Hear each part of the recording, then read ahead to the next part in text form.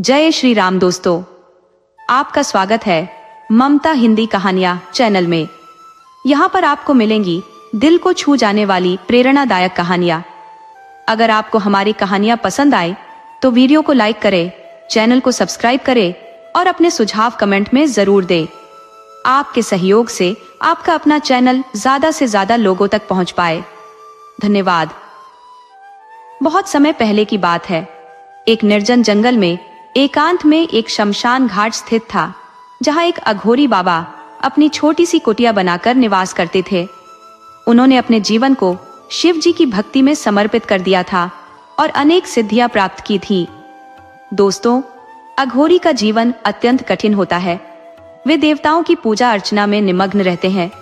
हम सामान्य लोग अपने परिवार से प्रेम करते हुए भी भगवान की पूजा करते हैं, लेकिन अघोरी केवल और केवल भगवान शिव को ही मानते हैं और उनकी भक्ति में ही तल्लीन रहते हैं। अब बाबा की उम्र हो चली थी। वे वृद्ध हो रहे थे और अपनी सिद्धियों के बल पर जान चुके थे कि उनका अंतिम समय निकट है। उन्होंने अपने जीवन भर की तपस्या से जो सिद्धियां प्राप्त की थी, वे किसी सच्चे शिव भक्त को सौंपना चाहते थे ताकि उनका दुरुपयोग न हो। इसी उद्देश्य से वे एक सच्चे भक्त की तलाश में गांव-गांव भटकने लगे। कई लोगों की परीक्षा ली, लेकिन कोई भी उस परीक्षा में सफल नहीं हुआ। अब बाबा अत्यंत व्याकुल हो गए।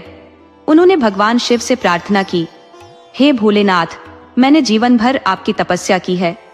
मैं चाहता हूँ कि मेरी सिद्धियां किसी योग्य व्यक्ति को सौंप दूं। हे प्रभु, मुझे किसी सच्चे भक्त से मिलवा दें। घूमते घूमते अघोरी बाबा एक अन्य गांव में पहुंचे। वहां एक घर के सामने रुक गए। उन्होंने देखा कि 16-17 वर्ष की एक कन्या स्नान करके आई थी। उसके आंगन में एक तुलसी का पौधा और एक शिवलिंग था। वह श्रद्धा पूर्वक पूजा कर रही थी।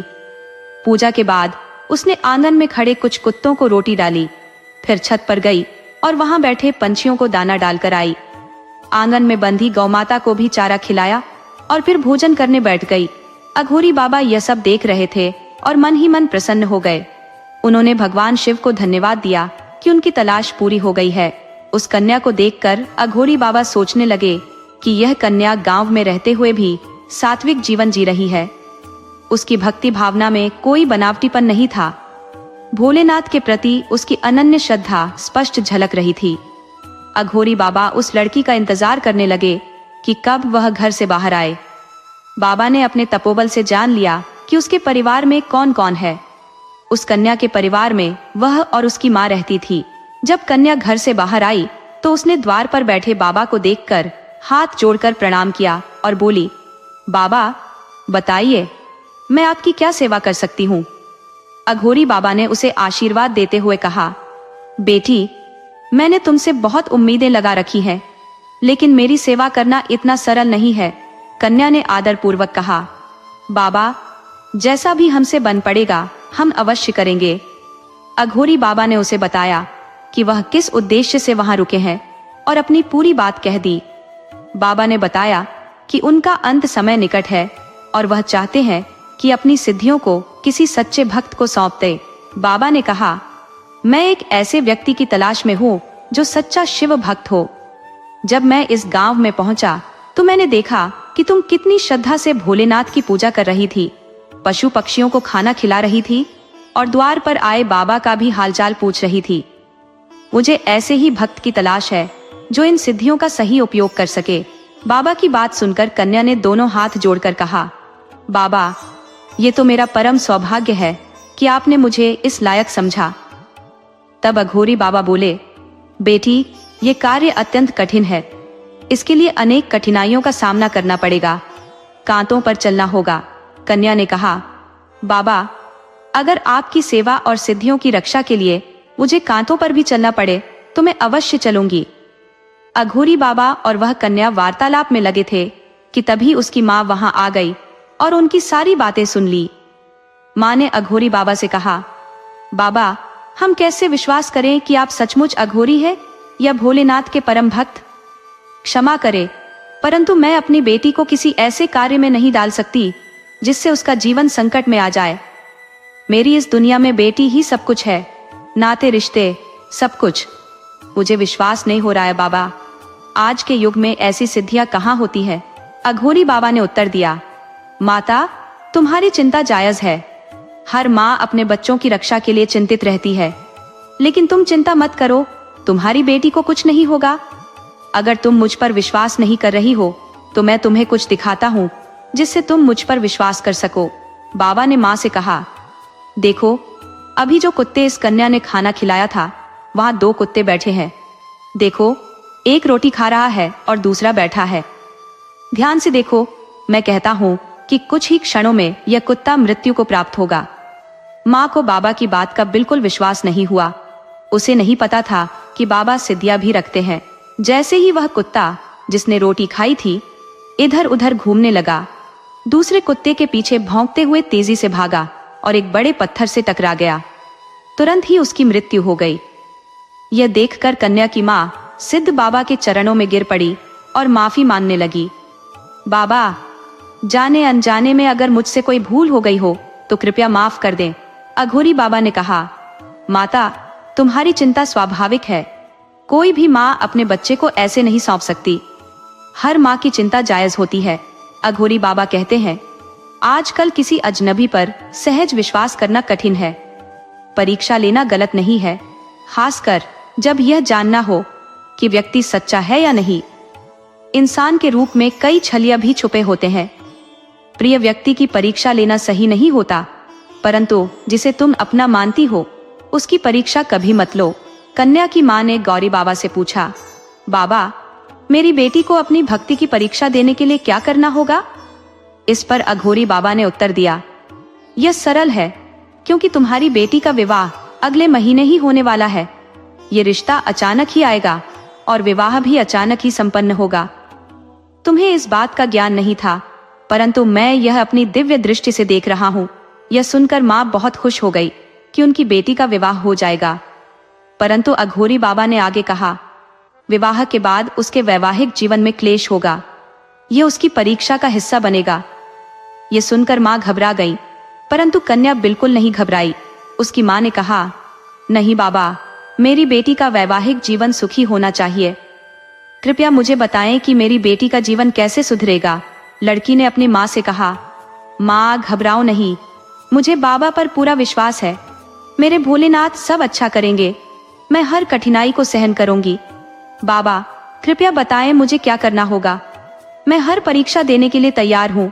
चाहे मेरे जीवन में कितने ही दुख और कष्ट आए, मैं सब सहन करूंगी। यह सुनकर अघोरी बाबा बहुत प्रसन्न हुए और बोले, तुम्हें विवाह के बाद 21 दिन तक अविवाहितों की तरह रहना होगा। यही तुम्हारी सबसे बड़ी परीक्षा है। 21 दिनों में तुम्हें रात के 12 बजे श्मशान घाट में जाना होगा और वहां नदी के किनारे एक शव के पास बैठकर AUM नमः शिवाय का जाप करना होगा। यह 21 दिन तक करना होगा। इस जाप से मेरी सारी सिद्धियां तुम्हारे अंदर प्रवाहित हो जाएंगी। इसके बाद तुम्हारा परिवार खुशहाल जीवन जिएगा और तुम्हारे पति की आयु लंबी होगी।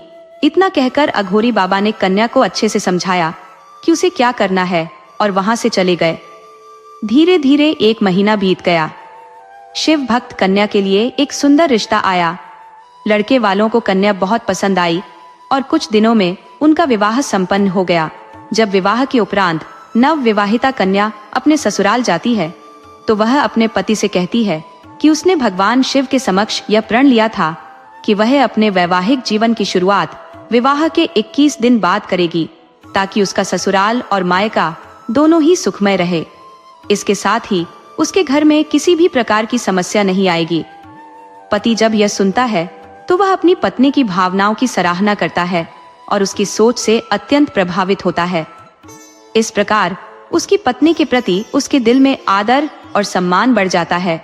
शिव भक्त कन्या अब रात के 12 बजे का इंतजार करती है, क्योंकि यह उसका पहला दिन है।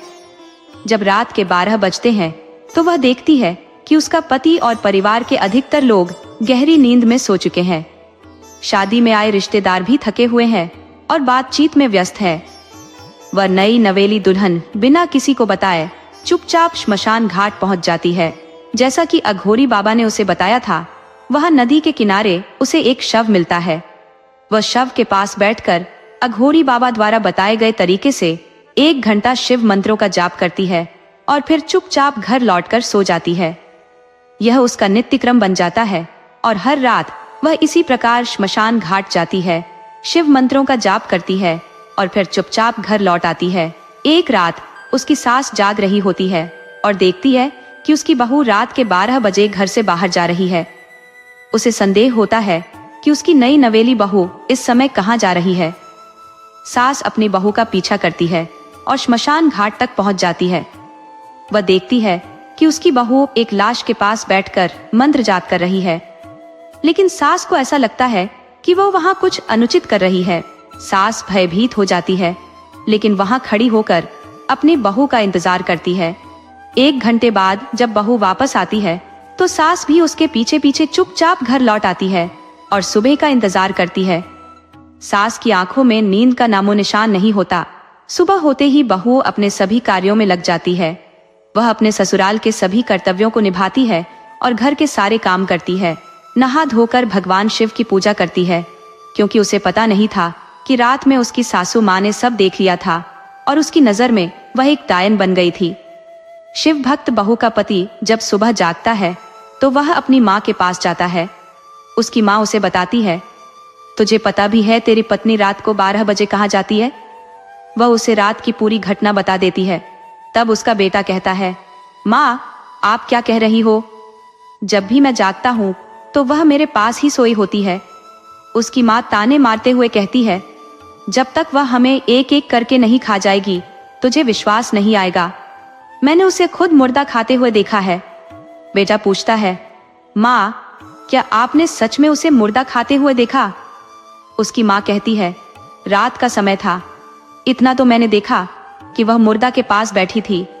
इसका मतलब तो यही है कि वह उसे खाने के लिए बैठी थी। 1 घंटे बाद वह वहां से उठकर चली आई। जब सास अपने बेटे से यह बातें कह रही थी तो भक्त बहू का ससुर भी सुन रहा था। वह अपनी पत्नी को डांटते हुए कहता है, तुम्हें शर्म नहीं आती इतनी संस्कारी बहू पर इल्जाम लगाते हुए? सास कहती है, अगर तुम्हें मेरी बात का विश्वास नहीं है तो रात को 12 बजे खुद देख लेना। पत्नी कहती है, देख लेना कि रात को 12 बजे तुम्हारी बहू क्या करती है। श्मशान घाट में दूध का दूध और पानी का पानी हो जाएगा। शिव भक्त बहू का पति सोचने लगता है कि अगर उसकी माँ इतने दावे के साथ कह रही है तो जरूर कोई बात होगी। वह निर्णय कर लेता है कि एक बार देखने में क्या हर्ज है, सच्चाई सामने आ जाएगी। शिव भक्त बहू इन सब बातों से अनजान थी। रात के 12 बजे जब वह श्मशान जाने के लिए तैयार हुई तो उसे पता नहीं था कि आज उसका राज खुल गया है। जैसे रोज जाती थी वैसे ही रात को निकल पड़ी। उसका पति सोने का नाटक करता है और जैसे ही 12 बजे का समय होता है वह उसके पीछे पीछे श्मशान घाट तक पहुंच जाता है। प्रतिदिन की भांति शिव भक्त बहू नदी किनारे बैठकर मंत्रोच्चार में लीन हो जाती है। उसे समय का एहसास ही नहीं होता। उसकी ध्यानस्थता में 1 घंटा पलक झपकते बीत जाता है, जबकि उसके पति को यह समय काटना कठिन हो जाता है। जब 1 घंटा बीत जाता है तो वह सीधे अपने घर की ओर प्रस्थान करती है और उसे यह ज्ञात नहीं होता कि उसका पति उसका पीछा कर रहा है। घर पहुंचकर जब वह देखती है कि उसका पति बिस्तर पर नहीं है तो वह चिंतित हो उठती है कि कहीं उसने मुझे ढूंढा तो नहीं। थोड़ी देर बाद उसका पति आकर कहता है कि वह पानी पीने गया था। फिर वह बिस्तर पर जाकर सोने का नाटक करता है ताकि उसकी पत्नी को उस पर शक न हो। सुबह होते ही भक्त पत्नी का पति अपनी माँ के पास जाकर कहता है, माँ आपने जो देखा वह बिल्कुल सही था। मेरी पत्नी रात को श्मशान घाट जाती है और वहां जाकर मुर्दा खाती है, लेकिन मुझे अभी तक अपनी आंखों पर विश्वास नहीं हो रहा है। अब माँ मैं क्या करूं? तब उसका पिता कहता है, बेटा तुमने उसे मुर्दा खाते हुए देखा या सिर्फ बैठे हुए देखा? वह कहता है, मैंने तो सिर्फ उसे वहां बैठे देखा, खाती हुई या नहीं ये तो मैं नहीं देख पाया क्योंकि अंधेरा था और दूरी थी। तब उसकी सास योजना बनाती है, आज रात जब वह श्मशान घाट से वापस आएगी तो हम उसे घर में नहीं घुसने देंगे। आज उसका सिर धड़ से अलग कर देंगे क्योंकि वह एक चुड़ैल है। अब उसके पति की नजरों में भी वह चुड़ैल बन चुकी थी, क्योंकि वे सच्चाई से अनजान थे और उन्होंने उससे पूछने की कोशिश भी नहीं की थी। उस दिन जब वह श्मशान घाट पहुंचती है और रोज की तरह अपने शिव मंत्रों का जाप करती है तो 1 घंटा पूरा होने पर वह अपने घर की ओर प्रस्थान करती है। घर पहुंचते ही उसकी सास एक हाथ में तलवार लेकर खड़ी होती है। वह कहती है, चुड़ैल, आज मैं तुझे जीवित नहीं छोड़ूंगी, और तलवार से उसका सिर धड़ से अलग कर देती है। भगवान शिव की परम भक्त की चीख सुनकर उसका पति वहां पहुंचता है और देखता है कि उसकी मां ने उसकी पत्नी को मार डाला है। वह अपने मां से तलवार छीनकर अपने पेट में मार लेता है और उसकी भी मृत्यु हो जाती है। अब सास यह देखती है कि उसका बेटा भी नहीं रहा जिसके लिए उसने यह सब किया, तो वह सोचती है कि अब वह जीवित रहकर क्या करेगी। समाज में उसकी स्थिति कठिन हो जाएगी कि उसने अपनी बहू और बेटे को मार डाला। ये सोचकर वह भी तलवार से अपनी गर्दन काट देती है। जब तलवार के प्रहार से उन तीनों की जान जाती है, तब केवल दुल्हन का ससुर ही यह नहीं जान पाता कि बाहर क्या घटित हो रहा है। लेकिन जब वह अपनी पत्नी की चीख सुनता है तो वह बाहर आता है और तीनों की लाशों को देखकर अपनी गर्दन काट लेता है। यह सोचकर कि अब उसका जीवन व्यर्थ है, उसकी भी मृत्यु हो जाती है, क्योंकि वह सोचता है कि लोग उस पर इल्जाम लगाएंगे कि तुम कैसे बच गए। इस बीच उस भक्त के 21 दिन पूरे हो जाते हैं और अघोरी बाबा के भी दिन पूरे हो जाते हैं। उसकी सारी सिद्धियां उस भक्त कन्या में समाहित हो जाती है। अब वह कन्या अत्यधिक शक्तिशाली हो जाती है और अघोरी बाबा मृत्यु के बाद शिवलोक चले जाते हैं और वहां से सारा दृश्य देखते हैं। वह देखते हैं कि कैसे उसकी परीक्षा में वह भक्त कन्या सफल हुई है और उसकी भक्ति की विजय होती है। अघोरी बाबा योगी शिवलोक के गांव में पहुंचकर भगवान शिव से प्रार्थना करते हैं कि प्रभु, यह तो मुझसे भी बड़ी भक्त निकली जिसने मृत्यु को गले लगा लिया। प्रभु, इसे जीवन दान दे।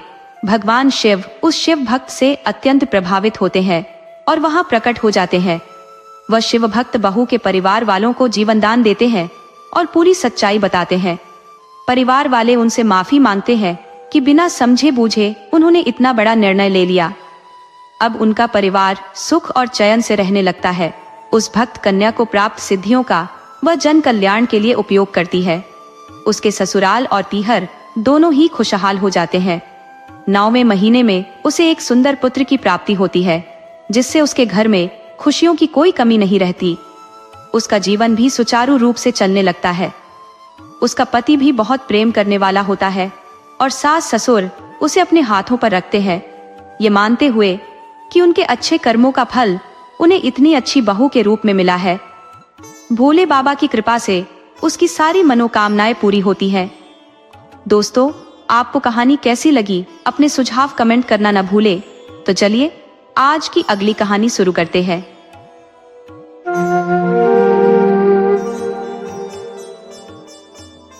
बहुत समय पहले की बात है।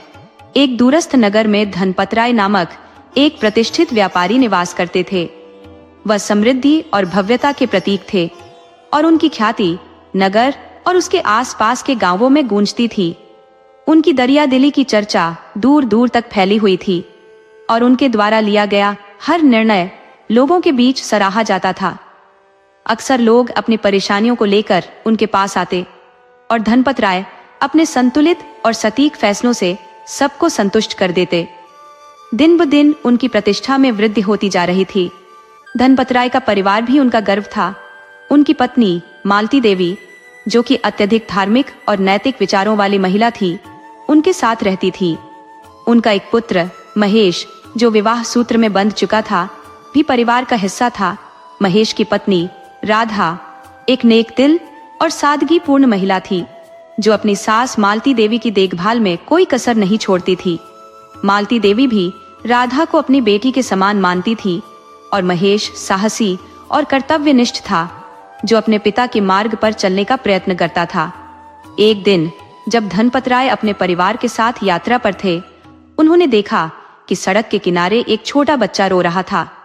उनके हृदय में करुणा उमड़ आई और उन्होंने उस बच्चे को गोद में उठाकर उसे स्नेहपूर्वक पूछा कि वह कौन है और उसके माता पिता कहाँ है।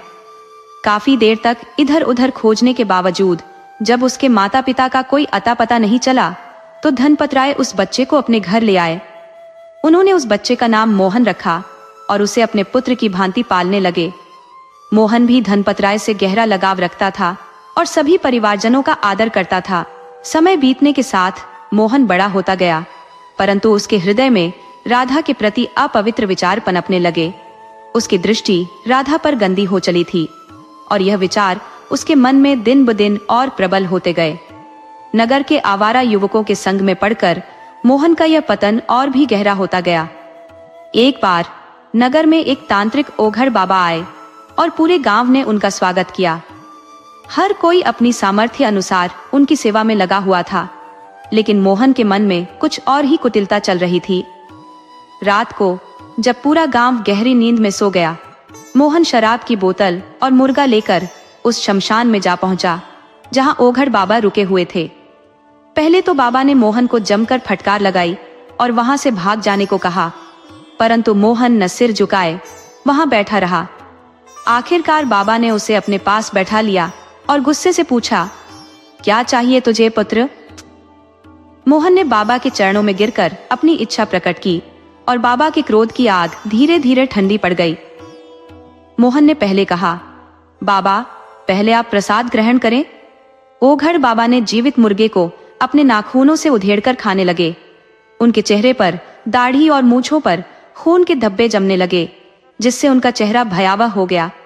बाबा ने पूरी शराब की बोतल पी ली और अपना भारी हाथ मोहन के सिर पर रखकर बोले, बोल बेटा, क्या चाहिए तुझे?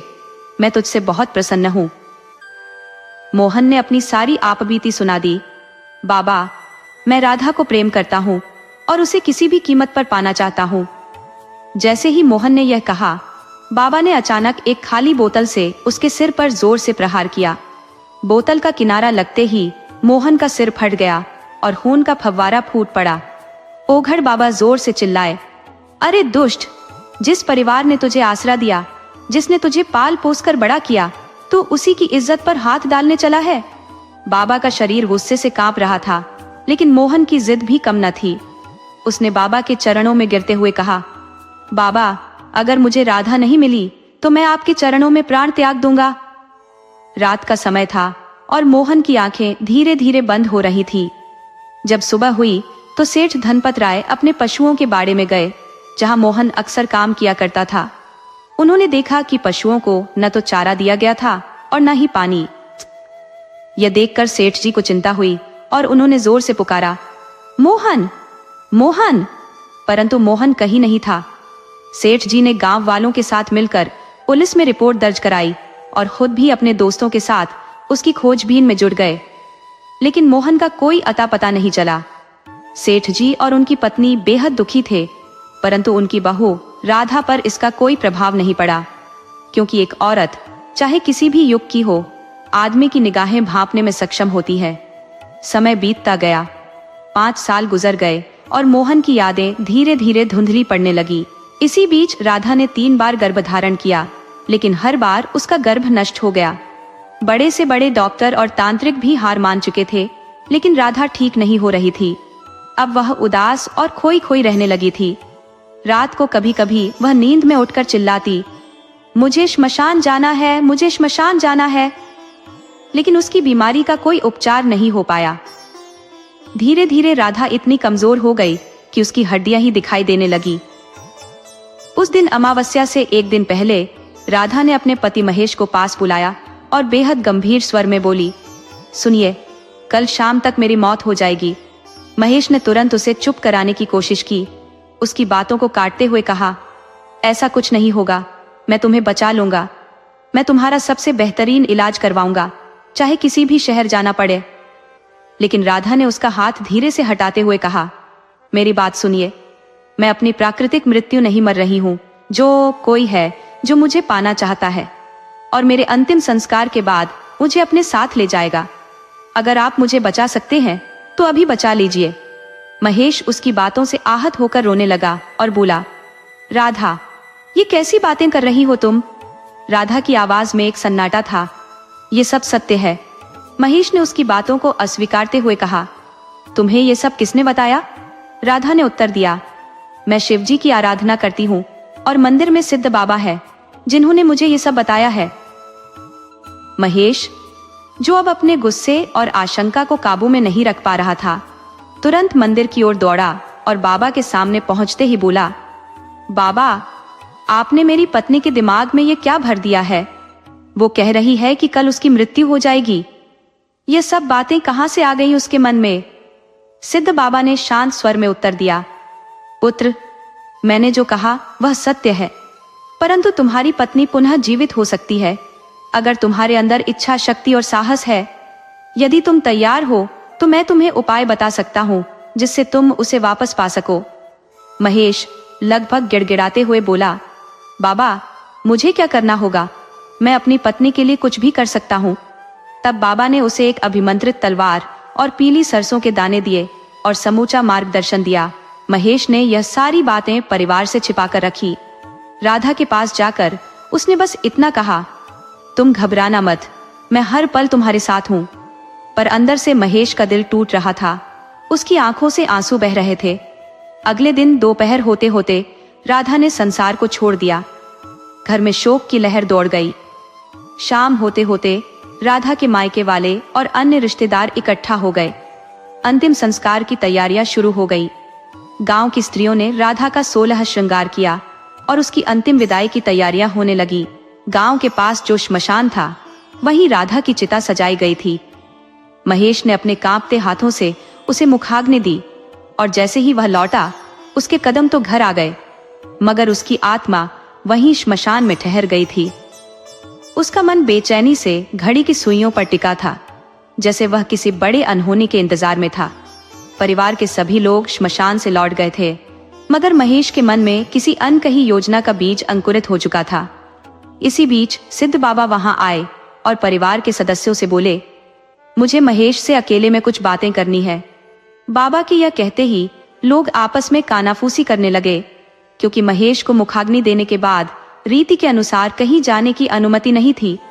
फिर भी बाबा के कहने पर महेश रुका और बाबा ने उसे चेताया, आज की रात तुम्हारे लिए भयानक हो सकती है बेटा। मैंने तुम्हें जो अभिमंत्रित तलवार और सरसों दी है वे तुम्हारी रक्षा करेंगी, लेकिन याद रखना, जैसे ही राधा की चिता से उसका हाथ उठाओगे उस तांत्रिक का सिर एक ही वार में धड़ से अलग करना होगा, नहीं तो तुम्हारी जान खतरे में पड़ जाएगी। महेश ने बाबा की बातों को गंभीरता से सुना और सरसों के दानों को मधु पर छिड़कते रहने का निर्देश भी ध्यान में रखा, जब तक वह गांव की सीमा में न पहुंच जाए। रात के गहरे सन्नाटे में जब सारा परिवार नींद में डूब चुका था, महेश चुपके से उठा। उसने तलवार और सरसों संभाली और श्मशान की ओर चल दिया। श्मशान पहुंचकर उसने अपने कपड़े उतार दिए और नग्न अवस्था में श्मशान के एक कोने में छिप गया। अमावस की उस घनी काली रात में वह किसी प्रेत की भांति लग रहा था। वहां का सन्नाटा और दूर से आती रहस्यमय आवाजें माहौल को और भयावह बना रही थीं। अचानक काले कपड़ों में एक खौफनाक शख्स श्मशान घाट में दाखिल हुआ। उसने अपने साथ पूजा सामग्री और एक काला धागा निकाला। वह धीरे धीरे चिता के चारों ओर धागा लपेटने लगा, साथ ही कुछ मंत्र भी बुदबुदाता जा रहा था। धागा लपेटने के बाद उसने खोपड़ी में भरे जल को चिता पर छिड़का और तभी महेश की आंखों के सामने वह दृश्य प्रकट हुआ, जिसे देख उसकी सांसें थम गई। राधा की चिता पर वह नग्न अवस्था में पुनः जीवित हो उठी। महेश का हृदय भय से कांप उठा, परंतु वह किसी तरह अपने डर पर काबू पाते हुए स्थिति को समझने की कोशिश करने लगा। अब सिर्फ 5 मिनट शेष थे मध्य रात्रि के घड़ी में। वह अजनबी तांत्रिक ने एक अभिमंत्रित कील निकाली और राधा की खोपड़ी में ठोंकने लगा। हर एक मिनट में वह एक वार करता और उसके हर प्रहार के साथ महेश का हाथ तलवार की मूठ पर और मजबूत होता जाता। जैसे ही आखिरी प्रहार हुआ, राधा की निष्प्राण देह एक झटके में उठकर बैठ गई। वह श्मशान की चिता पर बैठे हुए बोली, स्वामी, मुझे अपने साथ ले चलो, और उसका हाथ चिता से बाहर की ओर बढ़ गया। महेश के भीतर दहशत और साहस का संघर्ष चरम पर था, पर उसने तुरंत अपनी तलवार तानी और एक ही वार में उस तांत्रिक का सिर उसके धड़ से अलग कर दिया। उसने फुर्ती से राधा का हाथ थामा और उसे खींचते हुए श्मशान से बाहर लाने लगा। वहां उपस्थित भूत प्रेतों ने उसे रोकने की भरसक कोशिश की, परंतु महेश मंत्रित सरसों को लगातार फेंकते हुए आगे बढ़ता रहा, जैसे वह अदृश्य बाधाओं को तोड़ रहा हो। जब वह गांव की सीमा पार करके नगर की सीमा में पहुंचा, राधा अचानक बोली, क्या आप मुझे ऐसे ही घर ले चलेंगे? उसकी आवाज में एक रहस्यमयी खनक थी और महेश उसे देखता ही रह गया। राधा बिल्कुल वैसी ही थी जैसी वह उसे ब्याह कर लाया था। जो मृत्यु से पहले मात्र हड्डियों का ढांचा बन चुकी थी, अब वही राधा पुनः जीवंत थी। परंतु महेश के भीतर कुछ अव्यक्त भय अभी भी पल रहा था। राधा ने थोड़ी नाराजगी भरे स्वर में कहा, आप सुन नहीं रहे? मुझे शर्म आ रही है, ऐसे कैसे घर ले चलोगे? महेश ने सिर झुकाकर जवाब दिया, सब कुछ इतनी जल्दी हुआ कि मैं कपड़े भी लाना भूल गया। राधा हल्का मुस्कुराई और बोली, घेर के पास हमारा एक बिटोड़ा है, आप मुझे वहीं छोड़ दें और घर से कपड़े ले आइए। महेश ने बिना कुछ कहे राधा को घेर के पास छोड़ा और कपड़े लेने घर की ओर बढ़ा। रास्ते में उसे ख्याल आया कि घर में कई लोग होंगे, इस तरह वहां पहुंचना ठीक नहीं। उसने आसपास देखा और सेठ जी की धोती खूंटी पर टंगी हुई देखी। उसने धोती उतारी और उसे अपने तन पर लपेटकर घर पहुंचा। घर पहुंचकर उसने जोर से आवाज लगाई, माँ, बहू के कपड़े दे दो। उसकी चीख सुनकर पड़ोसी भी इकट्ठा हो गए और उसकी माँ ने दरवाजा खोला। अपने बेटे को देखकर वह जोर जोर से रोने लगी। महेश बोला, माँ, तेरी बहू के कपड़े कहाँ है? वो घेर में बिना कपड़ों के बैठी है। ये सुनते ही उसकी माँ और भी जोर से विलाप करने लगी, हे भगवान, पहले मेरी बहू को ले लिया, अब मेरा बेटा भी पागल हो गया है, हमें उठा ले प्रभु। महेश ने उत्तेजित स्वर में कहा, माँ, जल्दी करो, कपड़े लाओ बहू के। उसकी रोती हुई आवाज सुनकर सेठ साहब समेत अन्य रिश्तेदार भी वहां आ पहुंचे। एक वृद्ध रिश्तेदार बोले, माँ जी, आप कपड़े लाकर दे दीजिए, इसके दिमाग का भ्रम अभी दूर हो जाएगा, नहीं तो क्या पता बाद में आप अपने बेटे से भी हाथ धो बैठे।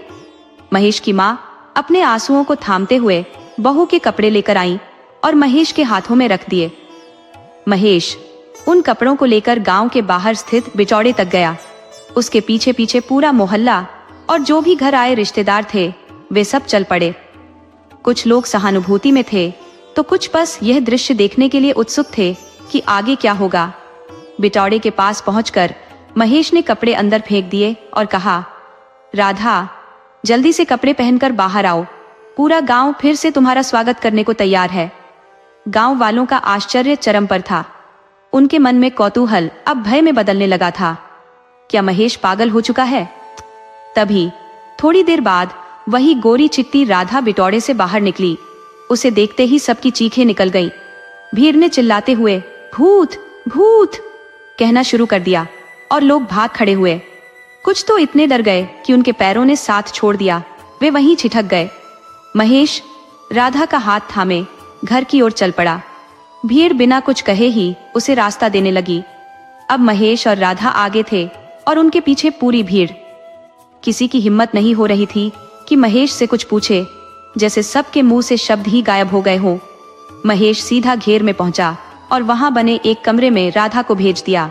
फिर खुद बाहर आकर भीड़ के सामने पूरी घटना बयान कर दी। कैसे यह सब हुआ? तब तक शहीद बाबा के मंदिर के पुजारी जी भी आ चुके थे। उन्होंने महेश की बात की पुष्टि की और कहा, महेश सत्य कह रहा है। अब लोगों का डर कुछ कम होने लगा। महेश की माँ और गांव की कुछ औरतें हिम्मत करके उस कमरे में गईं, जहां राधा बैठी थी। अब सबको यकीन हो गया कि यह सचमुच राधा ही थी, लेकिन सब यह समझने में असमर्थ थे कि यह घटना कैसे संभव हो सकती है। सबको जानने की तीव्र उत्सुकता थी कि यह सब किसने किया, और इसलिए सबने सुबह का इंतजार करना शुरू कर दिया।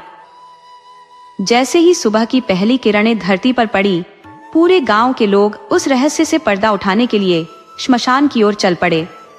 रात भर का इंतजार आखिरकार खत्म हुआ और अब सब जानने को व्याकुल थे कि वह कौन था जिसने राधा के साथ ऐसा भयावह कृत्य किया था।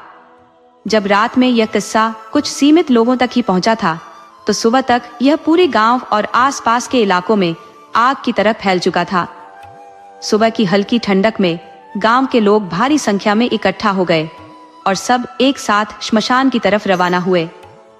श्मशान पहुंचते ही लोग स्तब्ध रह गए। सबसे बड़ा आघात सेठ साहब और उनके परिवार को लगा, क्योंकि जब सभी ने उस व्यक्ति की पहचान की तो वह कोई और नहीं बल्कि मोहन निकला, सेठ साहब का पुराना नौकर, जो 5 साल से लापता था। पूरा गांव आक्रोश से भर गया। लोग मोहन को पहचानते थे, पर किसी को अंदाजा नहीं था कि वह ऐसी हरकत कर सकता है। श्मशान में गुस्से के बावजूद मोहन का अंतिम संस्कार करना आवश्यक था। गांव वालों ने उसे जला दिया और फिर अपने अपने घर लौट आए। घर पहुंचने पर महेश सीधा सिद्ध बाबा के पास गया और उनसे पूछा, बाबा, ये मोहन का माजरा क्या था? मेरे समझ में कुछ भी नहीं आ रहा है। सिद्ध बाबा कुछ देर मौन साध कर ध्यान में लीन हो गए, फिर धीरे से बोले, बेटा महेश, मोहन ने एक औघड़ को अपना गुरु बना लिया था। उसी से उसने तंत्र की अघोरी विद्याएं सीखी थी। जब उसने यह विद्याएं पूरी तरह सीख ली तो सबसे पहले उसने राधा परम मंत्र का इस्तेमाल किया। इस मंत्र की शक्ति से उसने राधा की आत्मा को बांध लिया और उसकी परेशानियां शुरू कर दी। मोहन की वजह से ही राधा का जीवन दुखद हो गया था। महेश अब इस बात को समझ चुका था कि मोहन की काली विद्या ही राधा के जीवन को अंधकार में धकेल रही थी। मोहनपुर गांव चारों ओर से हरे भरे खेतों और विशाल खलिहानों से घिरा एक बेहद सुंदर और शांतिपूर्ण स्थान था। इस गांव में कुछ प्रतिष्ठित ब्राह्मण, कायस्थ और धनी राजपूत और बनिया समुदाय के लोग रहते थे। इनके साथ ही दलित समुदाय के कुछ लोग भी गांव में बसे हुए थे, जो निर्धन थे और जिनके पास भूमि नहीं थी। ये लोग अमीर जमींदारों और खेतों के मालिकों की जमीन पर मजदूरी करके अपने परिवार का पालन पोषण करते थे। गांव की सीमा पर बंजारा समुदाय के लोग डेरा डालकर रहते थे। इस समुदाय पर गांव के लोग खास ध्यान नहीं देते थे, क्योंकि ये बंजारे अक्सर अलग अलग जगहों पर अपना डेरा बदलते रहते थे।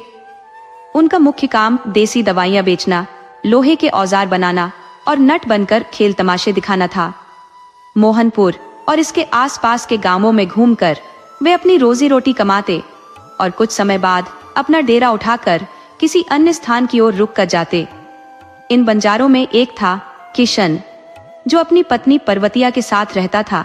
पर्वतिया बेहद सुंदर और खेल तमाशों में निपुण थी। जहां भी वह अपनी कला दिखाती, वहां लोग धन की बारिश करते। उनकी यह कला इतनी आकर्षक थी कि लोग मंत्रमुग्ध हो जाते थे। उस समय किशन अपने समुदाय का सबसे खुशहाल व्यक्ति था। उसके पास पैसों और अनाज की कोई कमी नहीं थी। किंतु किस्मत ने अचानक करवट ली। एक दिन पर्वतिया को तेज बुखार हो गया। किशन ने पास के गांव के डॉक्टर से इलाज करवाया, पर बुखार उतरने का नाम नहीं ले रहा था। रिश्तेदारों ने सलाह दी कि पर्वतिया को शहर ले जाकर अच्छे डॉक्टर को दिखाया जाए, लेकिन कंजूस किशन को अधिक खर्च करना ठीक नहीं लगा। नतीजा यह हुआ कि पर्वतिया 10 दिन तक तड़पती रही और अंततः इस दुनिया को अलविदा कह गई। जब पर्वतिया का निधन हुआ, तब उनकी छोटी बेटी लाची सिर्फ 7 साल की थी। माँ की ममता से वंचित लाची ही अब किशन के जीवन का सहारा थी। पर्वतिया ने मरते वक्त अपने गहने किशन को सौंपते हुए वचन लिया था कि ये गहने लाची की शादी में इस्तेमाल किए जाएंगे। पर्वतिया के गुजरने के बाद किशन ने कई दिन आंसुओं में डूबे बिताए। फिर किसी तरह उसने अपने रोजमर्रा के काम में लौटने की कोशिश की। कभी वह देसी बूटी इकट्ठा कर बाजार में बेचने जाता, तो कभी लोहे को पीट पीट कर औजार बनाकर खेल तमाशा भी कभी कभी दिखाता। लेकिन अब उसकी आमदनी पहले जैसी नहीं रही। उसके हाथों की मेहनत में वह पहले जैसी बात नहीं थी और उसे अकेले ही अपनी बेटी लाची की देखभाल करनी पड़ रही थी। किशन की बिरादरी के लोगों ने उसे फिर से शादी करने की सलाह दी, लेकिन वह लाची से बेहद प्यार करता था और उसे सौतेली माँ के हवाले नहीं करना चाहता था। ठाट बाट से रहने की आदत किशन की अब भी गई नहीं थी। वह अपनी बेटी के लिए महंगे खिलौने और कपड़े लाता, खुद भी अच्छे खाने पीने का शौकीन था। धीरे धीरे उसकी जमा पूंजी खत्म होने लगी और उसका हाल गरीबों जैसा हो गया। लाची अब बड़ी हो रही थी, 12-13 साल की हो चुकी थी और अपनी माँ की तरह सुंदर दिखाई देने लगी थी। वह अब अपने पिता का ख्याल रखने लगी थी। जब वह छोटी थी तो किशन उसे अपने साथ ही सारा काम करता था। जगह जगह डेरा बदलने की वजह से लाची अक्सर सोचती कि वे स्थायी रूप से एक जगह क्यों नहीं रहते। किशन उसे समझाता, हम बंजारों की जिंदगी ही ऐसी होती है बेटी, हम एक जगह नहीं टिकते। जब किशन घर से बाहर काम करने जाता तो लाची उसके लिए खाना बनाकर रख देती और उसके लौटने पर उसे परोसती। उनकी स्थिति इतनी बदतर हो चुकी थी कि 2 वक्त की रोटी जुटाना मुश्किल हो गया था। किशन के मन में एक विचार घर करने लगा। अब जब लाची 12-13 की हो चुकी थी, क्यों न उसे खेल तमाशे के गुर सिखाए जाए, ताकि वह भी घर की आमदनी में मदद कर सके। वह लाची से बार बार इस बारे में बात करता, लेकिन लाची को यह सब बिल्कुल पसंद नहीं था। वह घर पर रहकर खाना बनाना और देखभाल करना ही पसंद करती थी। लाची अब 13-14 साल की हो गई थी, पर उसकी सुंदरता के चर्चे दूर दूर तक फैलने लगे थे। गांव और आसपास के लड़के उसके डेरों के पास मंडराने लगे थे। किशन अपनी बेटी की सुंदरता देखकर खुश होता और चाहता था कि वह भी अपनी माँ की तरह खेल तमाशे में महारत हासिल कर ले, ताकि पहले की तरह पैसे की बारिश हो। परंतु लाची को इन करतबों में दिलचस्पी बिल्कुल नहीं थी। वह अपने बापू के साथ गांव शहर घूमती, औरतों को सुंदर घरों में खुशी से अपने परिवार के साथ देखती। छोटे छोटे बच्चे उन घरों में खेलते रहते और उसे ये स्थायी जीवन बहुत भाता। लाची के सपनों में भी वही जीवन होता, एक ऐसा घर जहां उसे अपनी जगह मिले। वह अक्सर सोचा करती कि बंजारों का जीवन ऐसा क्यों है। वहां एक शादी के बाद दूसरी शादी करना और स्थिर जीवन न बिता पाना आम बात थी। उसकी ख्वाहिश थी कि उसकी शादी किसी ऐसे इंसान से हो जो खेल तमाशे नहीं बल्कि कोई दूसरा काम करके जीवन यापन करता हो, ताकि वह आराम से एक जगह टिक कर रहे और उसे काम भी न करना पड़े। परंतु उसे यह मालूम नहीं था कि सपनों का सच होना इतना आसान नहीं होता। इसी तरह दिन बीतते गए। लाची देखते देखते बड़ी हो रही थी। किशन अब अपनी बेटी से खुश नहीं था। वह अक्सर सोचता, अगर लाची उसकी बात मान लेती तो उसे इस बदहाली का जीवन न जीना पड़ता। यही वजह थी कि उसने दूसरी शादी नहीं की, पर अब उसकी बेटी उसे अपने फैसले पर अफसोस करने का मौका दे रही थी। किशन का चचेरा भाई मुरली एक दिन आखिर पूछ बैठा, भैया, हमारी बिरादरी के सभी बच्चे तो पुश्तैनी काम सीखते हैं, फिर लाची को तुम क्यों नहीं सिखाते? आखिर उसके लिए ये कितना जरूरी है? किशन ने लंबी सांस लेकर कहा, मुरली, इस लड़की की तो मति ही मारी गई है। ये कहती है कि वह खेल तमाशे दिखाने कहीं नहीं जाएगी। वह कहती है वह तो घर पर बैठकर सिलाई कढ़ाई सीखेगी और खाना बनाएगी। मुरली ने कहा, ये तो गलत है भैया, मैं उसे समझाऊंगा। किशन ने थके मन से जवाब दिया, पता नहीं ये लड़की कब समझेगी। 2 पैसे आएंगे तो घर के काम आएंगे। लाची की ज्यादा सहेलियां नहीं थी, बस एक मोती नाम की लड़की थी जो उसकी रिश्तेदार भी लगती थी। दोनों की दोस्ती बहुत गहरी थी और मोती उसकी हर राजदार थी। वह अक्सर लाची को छेड़ा करती, अरे लाची, तेरे लिए तो कोई राजकुमार घोड़े पर चढ़कर आएगा क्या, जो तुझे ब्याह कर रानी बनाएगा। लाची हंसते हुए जवाब देती, मैं उसी का तो इंतजार कर रही हूँ, लेकिन हमारी किस्मत में ऐसा राजकुमार कहाँ है जो हमें महल दे दे। मुझे तो बस एक झोपड़ी चाहिए जहां मैं अकेली रानी रहूं। क्या मेरी किस्मत में इतना भी नहीं? मोती उसके बाल गूंथते हुए उसे दिलासा देती, लाची, तुम इतनी सुंदर हो कि कोई भी राजकुमार तुम पर मोहित होकर तुम्हें महलों की रानी बनाएगा। और फिर दोनों सहेलियां जोर से हंस पड़ती। कभी कभी लाची और मोती फूल चुनने चली जाती, तो कभी दोनों मिलकर नए नए काम सीखने में जुट जाती। लाची के दिन यूं ही गुजर रहे थे और कम औकीमा भी उसे बेइंतहा स्नेह देती थी। अक्सर खाली समय में कुछ स्वादिष्ट पकवान बनाकर लाची को खिलाती, उसके बाल संवारती और लाची उसे प्यार से मौसी कहती और उनके गले लग जाती। घर पर रहना उसके लिए एक चुनौती बन गया था, क्योंकि बापू हमेशा उसे डांटता और शायद ही कभी ढंग से बात करता। अब तो लाची की मौजूदगी बापू को बर्दाश्त ही नहीं होती थी। जैसे वो बेटी जिसे उसने बड़े नाजों से पाला था, अब उसकी सबसे बड़ी निराशा बन गई हो। जिस वक्त उसे अपनी बेटी से सुख की उम्मीद थी, उसी ने उसकी तमाम आशाओं पर पानी फेर दिया था। शायद उसे पालते हुए किसान के मन में यह ख्याल आया हो कि एक दिन लाची उसके लिए एक मजबूत बैंक बैलेंस की तरह काम करेगी, लेकिन लाची ने उसकी सभी उम्मीदों को चकनाचूर कर दिया था। एक दिन इसी सोच विचार में डूबा किसान कम ओकीमा की माँ भगवती के डेरे पर पहुंचा। भगवती ने किसान को बैठाकर चिलम और पानी की पेशकश की। कुछ देर बाद किसान ने अपनी बात रखते हुए कहा, भगवती, मैं एक जरूरी बात के लिए तुम्हारे पास आया हूँ। लाची तुमसे बहुत लगाव रखती है और तुम भी उसे अपनी बेटी जैसा प्यार देती हो। मैं चाहता हूँ कि तुम उसे समझाओ। भगवती ने आश्चर्य से पूछा, क्या बात है किसान? लाची के हक में कोई बात होगी तो मैं उसे जरूर समझाऊंगी। किसान और भगवती ने देर तक बातें की। फिर किसान विदा लेकर चला गया। उधर मोहनपुर गांव से बंजारों का डेरा उठने वाला था। अब वहां कोई खास कमाई नहीं हो रही थी, इसलिए सारे बंजारे अपना सामान समेटने लगे। लाची भी अपने बापू के साथ बर्तन भांडे और अन्य सामान पैक कर रही थी। सच कहे तो लाची का मन मोहनपुर छोड़ने का बिल्कुल नहीं था। उसे इस गांव से कुछ ज्यादा ही लगाव हो गया था। यहाँ के बाग बगीचे, तालाब और इमली के पेड़ उसे बेहद भाते थे। घंटों इमली तोड़कर खाना और तैरती मछलियों को देखना उसके दिल के करीब था, मगर अब जाना ही था। बापू उसे समझाते हुए कह रहा था, देख लाची, दुख मत कर, हमें डेरे तो बदलने ही पड़ते हैं, जल्दी करो, नहीं तो सब आगे निकल जाएंगे और हम पीछे रह जाएंगे। फिर उसने मजाक में कहा, और तुम कोई ससुराल तो नहीं जा रही हो जो इतना दुख मना रही हो? लाची ने पूछ लिया। हम कहाँ जा रहे हैं बापू? बापू ने बताया, पास के रहमतपुर गांव जा रहे हैं। बहुत अच्छा गांव है, वहां जमींदारों का राज है, कमाई भी ठीक ठाक हो जाती है और खेल तमाशे भी वहां खूब पसंद किए जाते हैं। वैसे भी तुम भी खेल तमाशे सीख लो, मुझे अकेले कितना काम कराओगी? मेरी उम्र भी अब बढ़ रही है। तेरी माँ जब तक थी मेरा सहारा थी, उसके बाद से मैं बिल्कुल अकेला पड़ गया हूँ। कमो कीमा की माँ भगवती ने भी लाची को बहुत बार समझाया था कि वह अपने पिता की मदद करे, मगर लाची के मन में कुछ और ही खिचड़ी पक रही थी। अब लाची को एहसास होने लगा था कि उसके बापू की सोच गलत नहीं थी। अकेले काम करके बापू थक जाता है और अब उसे उसका सहारा बनना चाहिए।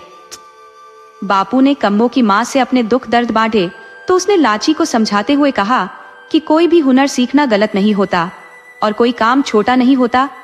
किस्मत के खेल अनजाने होते हैं और शायद किसी दिन लाची के सपने सच हो जाए।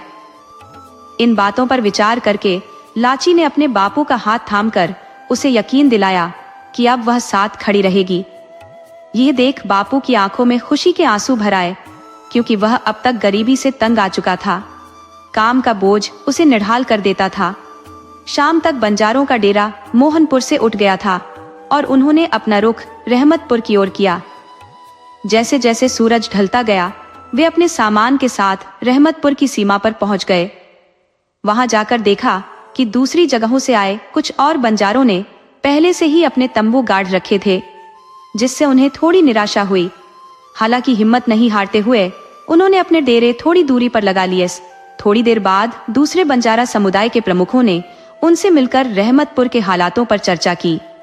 गांव अमीरों का था, दिलदार लोग रहते थे और आसपास के गांवों में भी अच्छी कमाई हो सकती थी।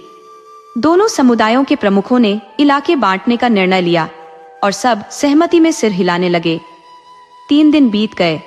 लाची और किशन अब इस नए जीवन के साथ ढलने लगे थे। लाची ने कम्मो की माँ और किशन से खेल तमाशों की कला सीखनी शुरू कर दी। वह धीरे धीरे गांव के अलग अलग हिस्सों में जाकर तमाशे दिखाने लगी। लाची को इन कामों में दिलचस्पी लेनी ही पड़ी, भले ही उसके मन में कहीं और सपने पल रहे थे। उन सपनों पर अभी राख जरूर पड़ी थी, पर एक चिंगारी ही उसे फिर से जीवित कर सकती थी। लाची के सपने कहीं दब गए थे, मगर वे पूरी तरह खत्म नहीं हुए थे। बस उस चिंगारी की तलाश में थे। उसकी सहेली कम्मो समझती थी कि लाची के भीतर कुछ बड़ा पल रहा है और वह उस पर नजर रखती थी। धीरे धीरे लाची ने रस्सी पर चलना, कलाबाजियां दिखाना और अन्य तमाशे के हुनर सीख लिए। उसकी सुरीली आवाज में सरस्वती का वास था और कला में वह माहिर हो गई थी। अब वह 14 साल की हो चली थी, लेकिन दिखने में वह 16-17 साल की लगती थी। 6 महीने बीत गए और वह रहमतपुर और आसपास के गांवों में तमाशे दिखाती रही।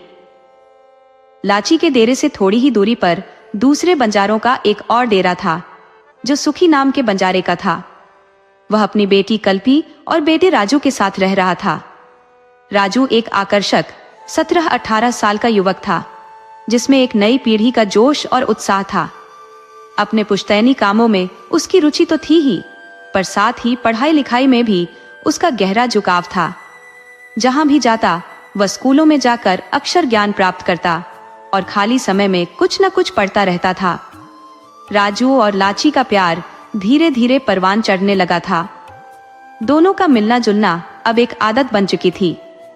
लाची जब भी पास के तालाब से पानी लेने जाती तो राजू को किसी न किसी काम में व्यस्त देखती। कभी उसे लोहे के औजार बनाते हुए देखती तो कभी लकड़ियां काटते हुए। उसका मन तो करता था कि राजू से कुछ बातें करे, लेकिन झिझक उसे रोक लेती। एक दिन जब लाची तालाब से पानी लेकर लौट रही थी, राजू ने हिम्मत जुटाकर उसे टोक ही दिया। अरे, रोज तुझे देखता हूँ, तेरे डेरे में रहती है क्या? क्या नाम है तेरा? लाची एक पल को ठिठक गई।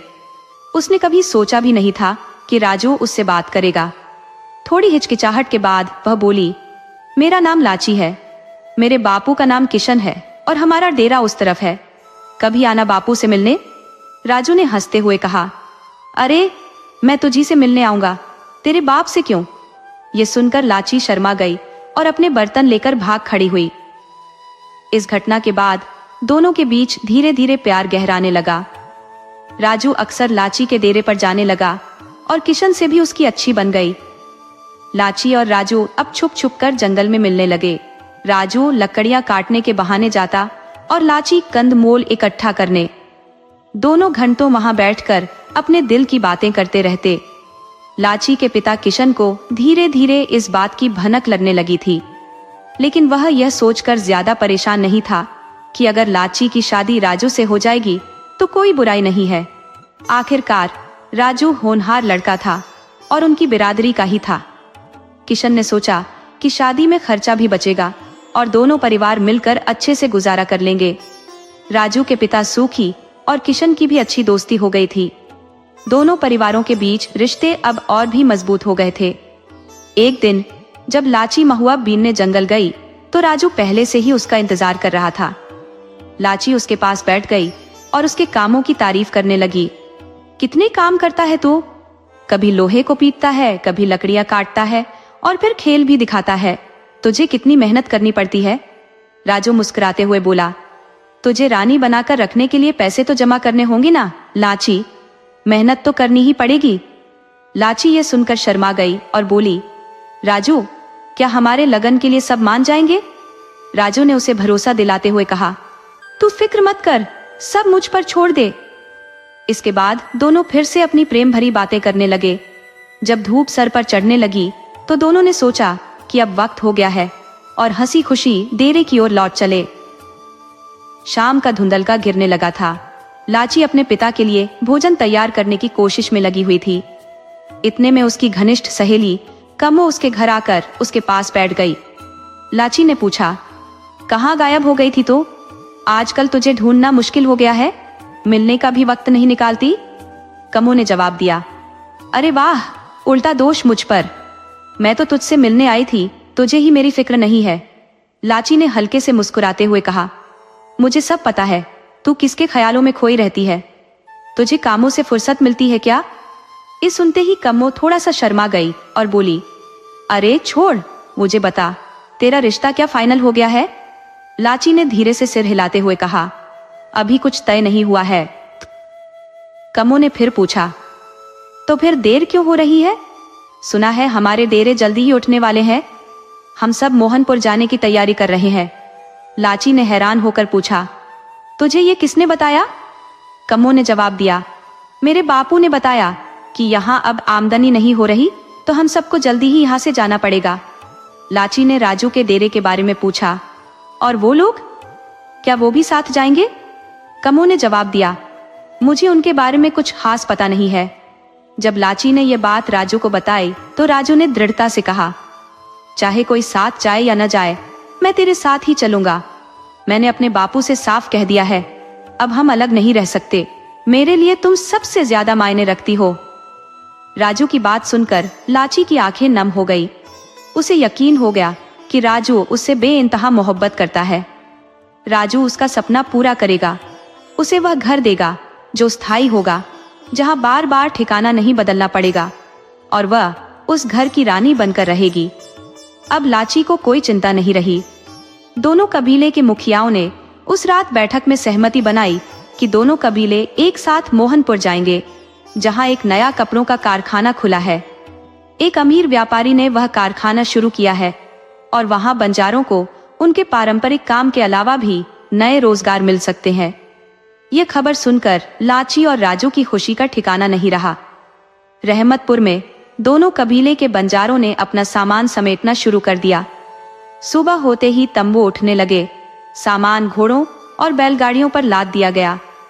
सूरज ढलने से पहले मोहनपुर पहुंचना था, इसलिए सुबह ही यात्रा शुरू हो गई। शाम होते होते वे सब मोहनपुर पहुंच गए और गांव की सीमा पर अपने डेरे डाल दिए। थोड़ी देर में पानी और भोजन का इंतजाम कर लिया गया और सभी ने दिन के अंत में राहत की सांस ली। राजू चुपचाप आकर लाची के बापू के पास बैठ गया। लाची के बापू ने उसे देखकर कहा, लाची बेटा, राजू को भी रोटी दे दे। लाची हाँ। मैं सिर हिलाते हुए जल्दी से उठी और ठंडा पानी, रोटी और थोड़ी सब्जी की थाली लेकर आई। लाची के बापू ने मुस्कुराते हुए कहा, खा ले बेटा, लाची ने अच्छी सब्जी बनाई है। खाना खाते हुए बापू ने राजू से पूछा, अब आगे का क्या सोचा है बेटा? क्या कारखाने में काम करेगा या नट तमाशा ही चलता रहेगा? राजू ने नजरें उठाकर कहा, चाचा, मैं तो हमेशा से अच्छा पैसा कमाने का सपना देखता था। अब जब मौका है तो मैं कारखाने में काम जरूर करूंगा। थोड़ी बहुत पढ़ाई भी जानता हूँ, सो यह काम मेरे लिए बुरा नहीं है। लाची के बापू ने उसकी पीठ थपथपाते हुए कहा, हाँ बेटा, तुम तो मेहनती हो, काम तुम्हें कभी कमी नहीं होगी। राजू ने सिर हिलाते हुए कहा, हाँ चाचा, काम करेंगे तभी तो कुछ बनेगा। दोनों आपस में बातें कर रहे थे और लाची थोड़ी दूर खड़ी होकर इन बातों को सुन रही थी। उससे बहुत खुशी हो रही थी। इसी बीच लाची के बापू ने कहा, लाची, जल्दी से तैयार हो जा, हमें मोहनपुर जाकर तमाशा दिखाना है। सुबह हो गई है, जल्दी से रोटी पानी का इंतजाम कर लो। लाची अपने बापू की आवाज सुनकर उठी और बड़बड़ाने लगी, ये बापू भी ना चैन की नींद सोने नहीं देता। उठकर लाची जल्दी जल्दी तैयार हुई। तैयार होते ही लाची, उसके बापू और कम्मों का परिवार मोहनपुर की ओर रवाना हो गए। उन्हें कारखाने के पास तमाशा दिखाना था। लाची मोहनपुर के कपड़ा कारखाने को देखने के लिए भी काफी उत्साहित थी। सारा दिन खेल तमाशा दिखाकर बंजारों ने अच्छा खासा पैसा कमा लिया। लाची की रस्सी पर दिखाई गई कलाबाजियों और गानों से तो लोग इतने प्रभावित हुए कि नोटों की बारिश हो गई। शाम को जब वे लोग घर लौट रहे थे, लाची का बापू बेहद खुश था। तभी राजू मिलने आया और उसने खबर दी कि उसे भी कारखाने में काम मिल गया है। मुनाफा भी अच्छा था और मजदूरी भी सही मिल रही थी। लाची खुशी से उछल पड़ी, अब तो तुम मुनिम बन गए हो राजू, अब तुम्हें अच्छे पैसे मिलेंगे। राजू ने मुस्कुराते हुए कहा, हाँ, कारखाने के मालिक ने मुझे अच्छी पगार दी है। फिर थोड़ा संजीदा होकर बोला, अगर आप कहो तो मैं लाची को भी वहां काम दिला सकता हूँ। बहुत सी औरतें और लड़कियां वहां काम करती हैं, वो भी मेरे साथ जाएगी और साथ लौटेगी, अच्छे पैसे कमा लेगी। लाची के बापू ने संतुष्ट होकर कहा, अगर लाची को वहां काम मिल जाए तो मैं तेरा एहसानमंद रहूंगा। राजू जाने को तैयार हुआ तो लाची उसे दरवाजे तक छोड़ने आई। उसकी आंखों में एक चमक थी, मानो वो राजू से कुछ कहने वाली हो। कुछ देर बाद लाची पास के तालाब से पानी भरने के बहाने घर से बाहर आई। तालाब के किनारे राजू उसकी राह देख रहा था। जैसे ही लाची पास पहुंची, राजू ने कहा, आ गई तू, कब से तेरा इंतजार कर रहा हूं। फिर वे दोनों पास के पेड़ों की छांव में जाकर बैठ गए और धीरे धीरे बातों में खो गए। राजू ने देखा कि लाची कुछ कमजोर लग रही है। उसने चिंता से पूछा, लाची, तुझे क्या हुआ है? तू तो रोज दुबली होती जा रही है, ठीक से खाना नहीं खाती क्या? लाची ने हल्की सी हंसी के साथ जवाब दिया, पहले मुझे ये बता, हमारी शादी की बात तू कब करेगा? मेरे बापू और अपने बापू से कब बात करने वाला है? राजू ने मुस्कुराते हुए कहा, अरे लाची, इतनी जल्दी घबरा मत, काम तो मुझे अच्छा मिल गया है, बस कुछ दिन और रुक जा, मैं जल्द ही तेरे बापू से बात करूंगा। मुझे यकीन है मेरे बापू तो मान जाएंगे और तेरे बापू को भी शायद कोई आपत्ति नहीं होगी। लाची ने सिर हिलाते हुए कहा, हाँ, पर तुझे कब तक इंतजार करना है? मैं 15-16 की हो गई हूँ, अभी भी छोटी हूँ। राजू ने उसे समझाते हुए कहा, तो अभी छोटी है, लेकिन 1-2 साल बाद हम सगाई कर सकते हैं। शादी की तैयारी में भी वक्त लगेगा और तब तक हम दोनों को काम भी मिल जाएगा। मैं अपने परिवार को भी यहाँ गांव में बसा लूंगा और हम यहीं रहेंगे। लाची के मन में खुशी का समंदर उमड़ पड़ा। उसे यकीन नहीं हो रहा था कि उसका सपना सच होने के इतना करीब है। इसी सोच में डूबी वह राजू के साथ कारखाने की ओर चल पड़ी। लाची ने लहंगा और कुर्ती पहनी हुई थी, लेकिन राजू ने उसे वादा किया, तुझे शहर के पहनावे के मुताबिक सलवार कुर्ता दिलाऊंगा, वहां की लड़कियां ऐसे कपड़े पहनती हैं। लाची ने हंसते हुए कहा, पहले मालिक से तो मिल ले, फिर कपड़ों की बातें करेंगे। जब वे कारखाने के मालिक सुनील के ऑफिस पहुंचे, राजू ने दरवाजा खटखटाया। सुनील, जो करीब 40-45 साल का एक दबंग व्यक्तित्व वाला आदमी था, सामने कुर्सी पर बैठा हुआ था। उसने राजू को देखते ही कहा, अरे राजू, आ गया, अब समय हो गया है हिसाब किताब का, बैठ जा, कल के काम की बातें करते हैं। फिर उसकी नजर लाची पर पड़ी। उसने थोड़ा चौंकते हुए पूछा, ये लड़की कौन है? राजू ने अदब से जवाब दिया, साहब, ये मेरे घर की लड़की है, बहुत मेहनती है, अगर आपके कारखाने में इसके लायक कोई काम हो तो इसे भी रख लीजिए। सुनील ने लाची को ऊपर से नीचे तक निहारा। उसकी आंखें मानो लाची को एक्सरे कर रही थी। वह उसे लगातार घूरता रहा, मानो उसकी सुंदरता ने उसे एक पल के लिए विचलित कर दिया हो। लाची को सुनील की यह निगाहें बेहद असहज कर रही थी। उसने पहले भी मर्दों की निगाहों का सामना किया था, लेकिन आज उसे कुछ अलग और बेहद अजीब महसूस हो रहा था।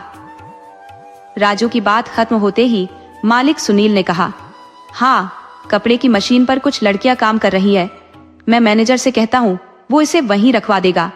इसे कारखाने में ले जाओ, वहां काम की जगह दिखा दी जाएगी। राजू ने हाथ जोड़कर मालिक का धन्यवाद किया और बोला, साहब, मैं इसे पहुंचाकर अभी आता हूँ। बाहर आकर राजू ने उत्साह से लाची का हाथ थामा और कहा, चल लाची, तुझे काम की जगह दिखा देता हूँ। दोनों बगल वाले कारखाने की ओर चल पड़े। अब लाची को वहां काम करते हुए 10 दिन बीत चुके थे। वह रोज राजू के साथ ही आती जाती थी।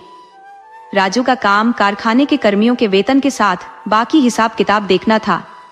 वह अक्सर देर शाम तक काम करता, जबकि लाची का काम थोड़ा पहले खत्म हो जाता था। तब राजू उसे मालिक के दफ्तर में थोड़ी देर रुकने को कहता और फिर उसे साथ लेकर लौटता। लेकिन लाची को मालिक की घूरती नजरों से बेचैनी होती थी। एक दिन घर लौटते समय उसने राजू से कहा, राजू, कारखाने का मालिक सुनील मुझे अजीब नजरों से घूरता है।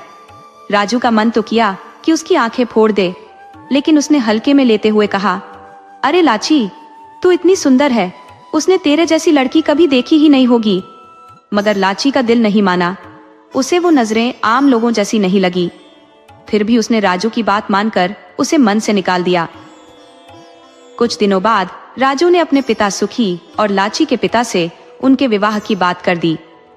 राजू की माँ और बहन को तो लाची पहले से ही पसंद थी, और एक कमाने वाली सुंदर लड़की को सुखी क्यों मना करता। वह तो चाहता था कि राजू और लाची का ब्याह हो जाए। बिरादरी के कुछ आदरणीय लोगों की उपस्थिति में दोनों परिवारों ने उनके विवाह की बात पक्की कर दी। लाची के 18 के होते ही ये बात तय हो गई। मोहनपुर के इस कारखाने में कई बंजारों को काम मिल गया था, इसलिए उन्होंने यहीं बसने का फैसला कर लिया था। राजू की योजना थी कि पैसे कमाते ही यही एक घर लेकर स्थायी रूप से बस जाए। घूम घूम कर कमाई करना मुश्किल था और उतनी आमदनी भी नहीं होती थी। राजू अब सोचता था कि बिरादरी के लोग कभी न कभी मिलते ही रहेंगे, लेकिन अब उसे अपने भविष्य को भी देखना है। लाची और उसके पिता भी राजू की इस सोच से सहमत थे। अब राजू और लाची के बीच प्रेम और गहरा हो गया था। दोनों एक दूसरे के सपने देखने लगे थे।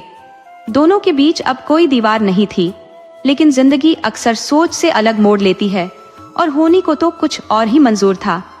एक दिन जब लाची का काम समाप्त होने को था, तो कारखाने के मैनेजर ने उसे बुलाया और कहा, जब काम खत्म हो जाए तो मालिक ने तुम्हें एक नई मशीन दिखाने के लिए दफ्तर में बुलाया है। लाची अब तक 10 दिनों में अपने काम में निपुण हो चुकी थी और अक्सर दूसरों की मदद भी करती थी। यही कारण था कि अन्य औरतें और लड़कियां उसकी तारीफ करती और मैनेजर साहब भी उसकी मेहनत की सराहना करते। लाची को लगा कि सुनील साहब ने उसे वाकई मशीन दिखाने के लिए बुलाया होगा, लेकिन मन में हल्की आशंका भी थी। उसने सोचा, राजू तो दफ्तर में रहता ही है, फिर मुझे डर कैसा। फिर भी लाची ने संकोच से मैनेजर से पूछा, साहब, मुझे अकेली क्यों बुलाया जा रहा है और अन्य लड़कियों को क्यों नहीं बुलाया? मैनेजर ने जवाब दिया, लाची, मुझे इसका पता नहीं, जो आदेश मिला है वही मैं कह रहा हूँ, तुम जाकर खुद पूछ लो, वहां राजू भी होगा। मैनेजर एक भला इंसान था, इसलिए लाची को उसकी बात मानने में कोई हिचक नहीं हुई। शाम ढल चुकी थी और कारखाना बंद होने वाला था।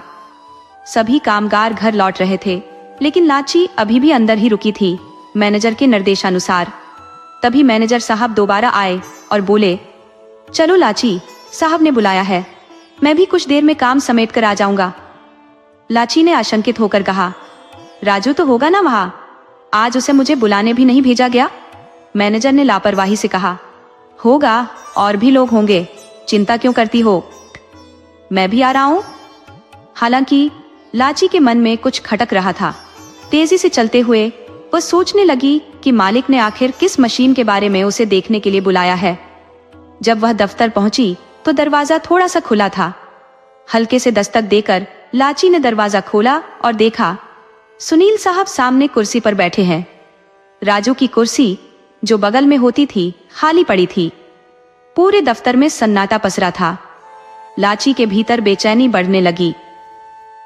डरते हुए लाची बोली, साहब, आपने मुझे बुलाया था। मैनेजर ने कहा कि आप मुझे मशीन दिखाने वाले हैं, लेकिन यहां तो कोई मशीन नहीं दिख रही। और राजू कहाँ है, क्या वह चला गया?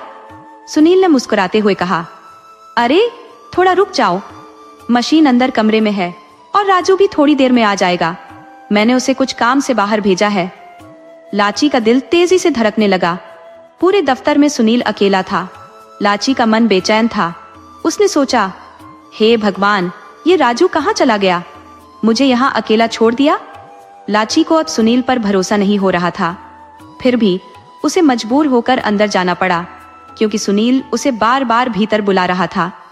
जैसे ही लाची अंदर गई, उसे कोई मशीन दिखाई नहीं दी।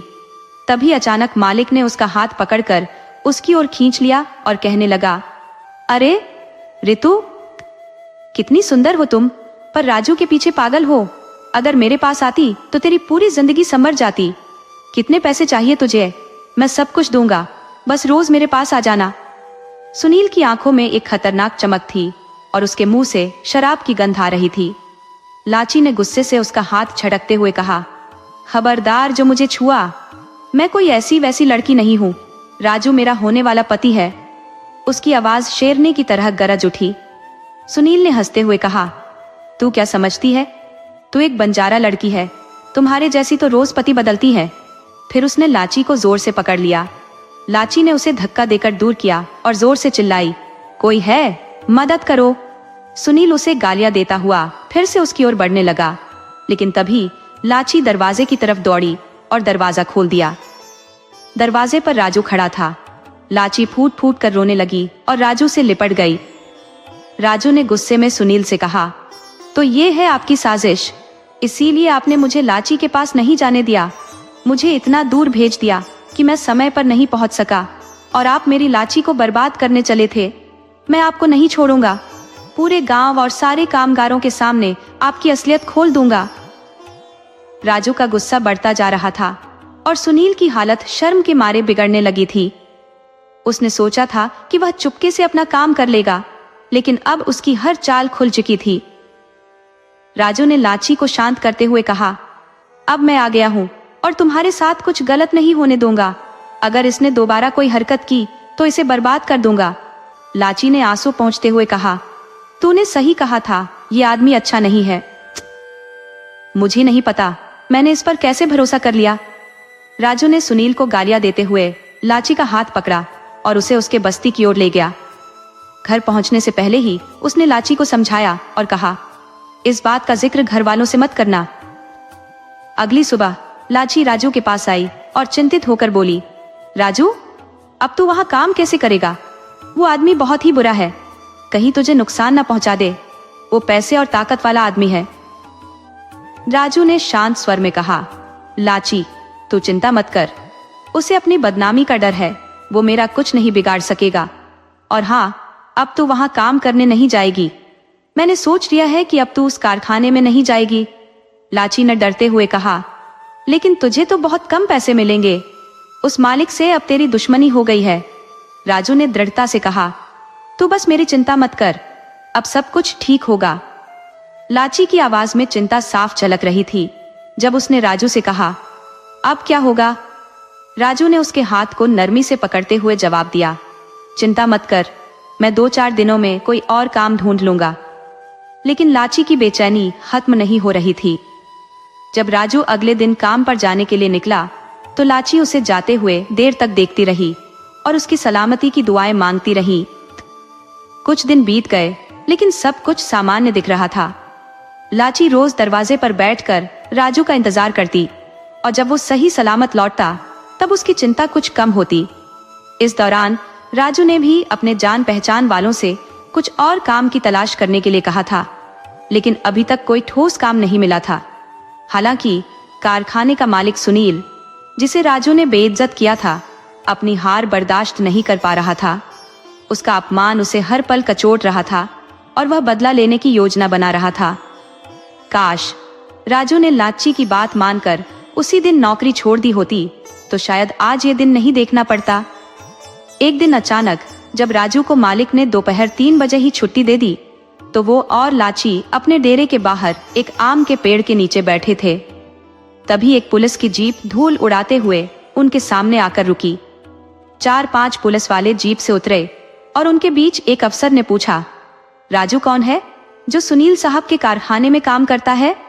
राजू ने बिना डरे कहा, मैं हूँ राजू। क्या बात है साहब? लेकिन लाची का चेहरा डर से सफेद हो गया था। पुलिस अफसर ने कहा, तुम पर कारखाने से चोरी और गबन का आरोप है। सुनील साहब ने तुम्हारे खिलाफ रिपोर्ट दर्ज कराई है। राजू हैरान था।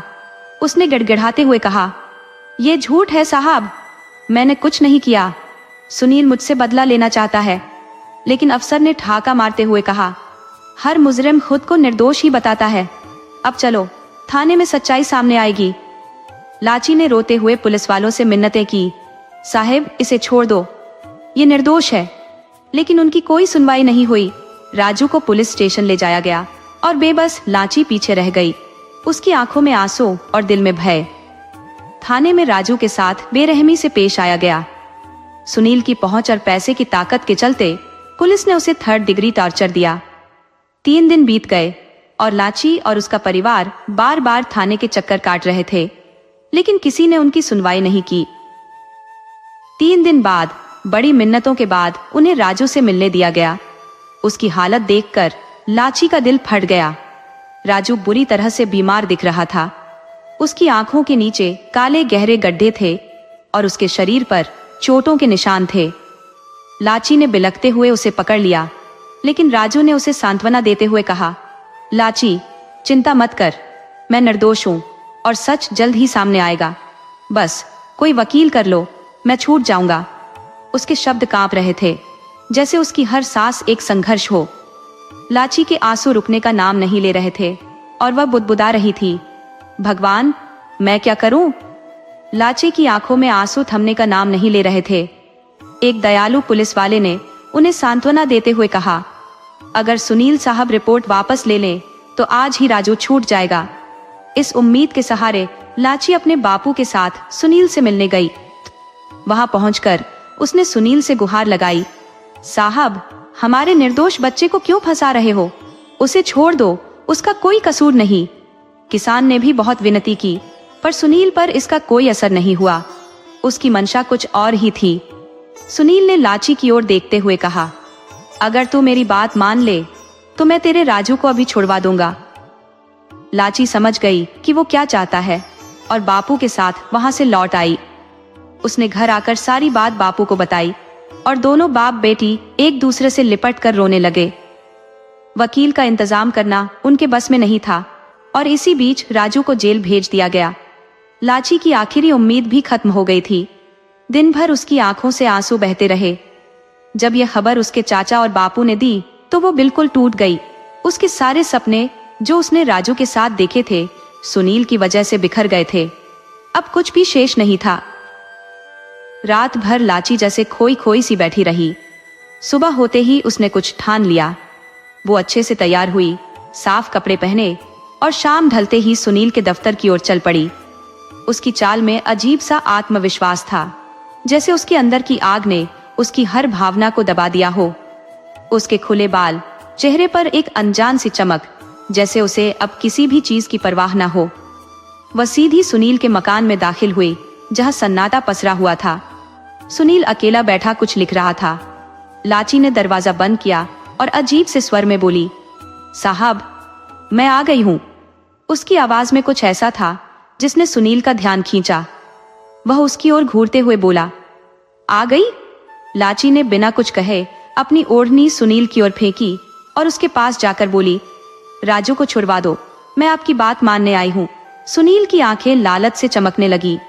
उसने लाची को अपनी बाहों में कस लिया, पर वो लाची नहीं थी जो वो समझ रहा था। उसने अचानक अपने लहंगे की कमर से छुपी हुई कटार निकाली और सुनील पर ताबड़तोड़ वार कर दिया। खून का फव्वारा फूट पड़ा और सुनील जमीन पर गिरकर तड़पने लगा। लाची ने बिना एक पल गवाए उसके मकान से बाहर कदम रखा। जैसे ही वह बाहर निकली, पीछे से आग के भयंकर शोले उठने लगे। कपड़े का कारखाना धू धू कर जलने लगा। लोगों में हड़कंप मच गया, लेकिन कोई भी इतनी बड़ी आग को बुझाने की हिम्मत नहीं कर पाया। फायर ब्रिगेड की गाड़ियों की आवाजें गूंजने लगी, पर तब तक सब कुछ राख हो चुका था। दूर एकांत में लाची एक पेड़ के नीचे बैठी राजू को याद करते हुए रो रही थी। उसके होंठों से बार बार एक ही बात निकल रही थी, राजू, मैंने तेरा बदला ले लिया। उसकी आंखों में एक अजीब सी चमक थी, जैसे उसने अपना मकसद पूरा कर लिया हो। लेकिन इस मकसद ने उसे दीवाना बना दिया था। उसकी जिंदगी के सारे सपने अब धुआं हो चुके थे और लाची अब एक बदले की आग में झुलस चुकी थी। दोस्तों, आपको कहानी कैसी लगी? अपने सुझाव कमेंट करना न भूले। तो चलिए आज की अगली कहानी शुरू करते हैं।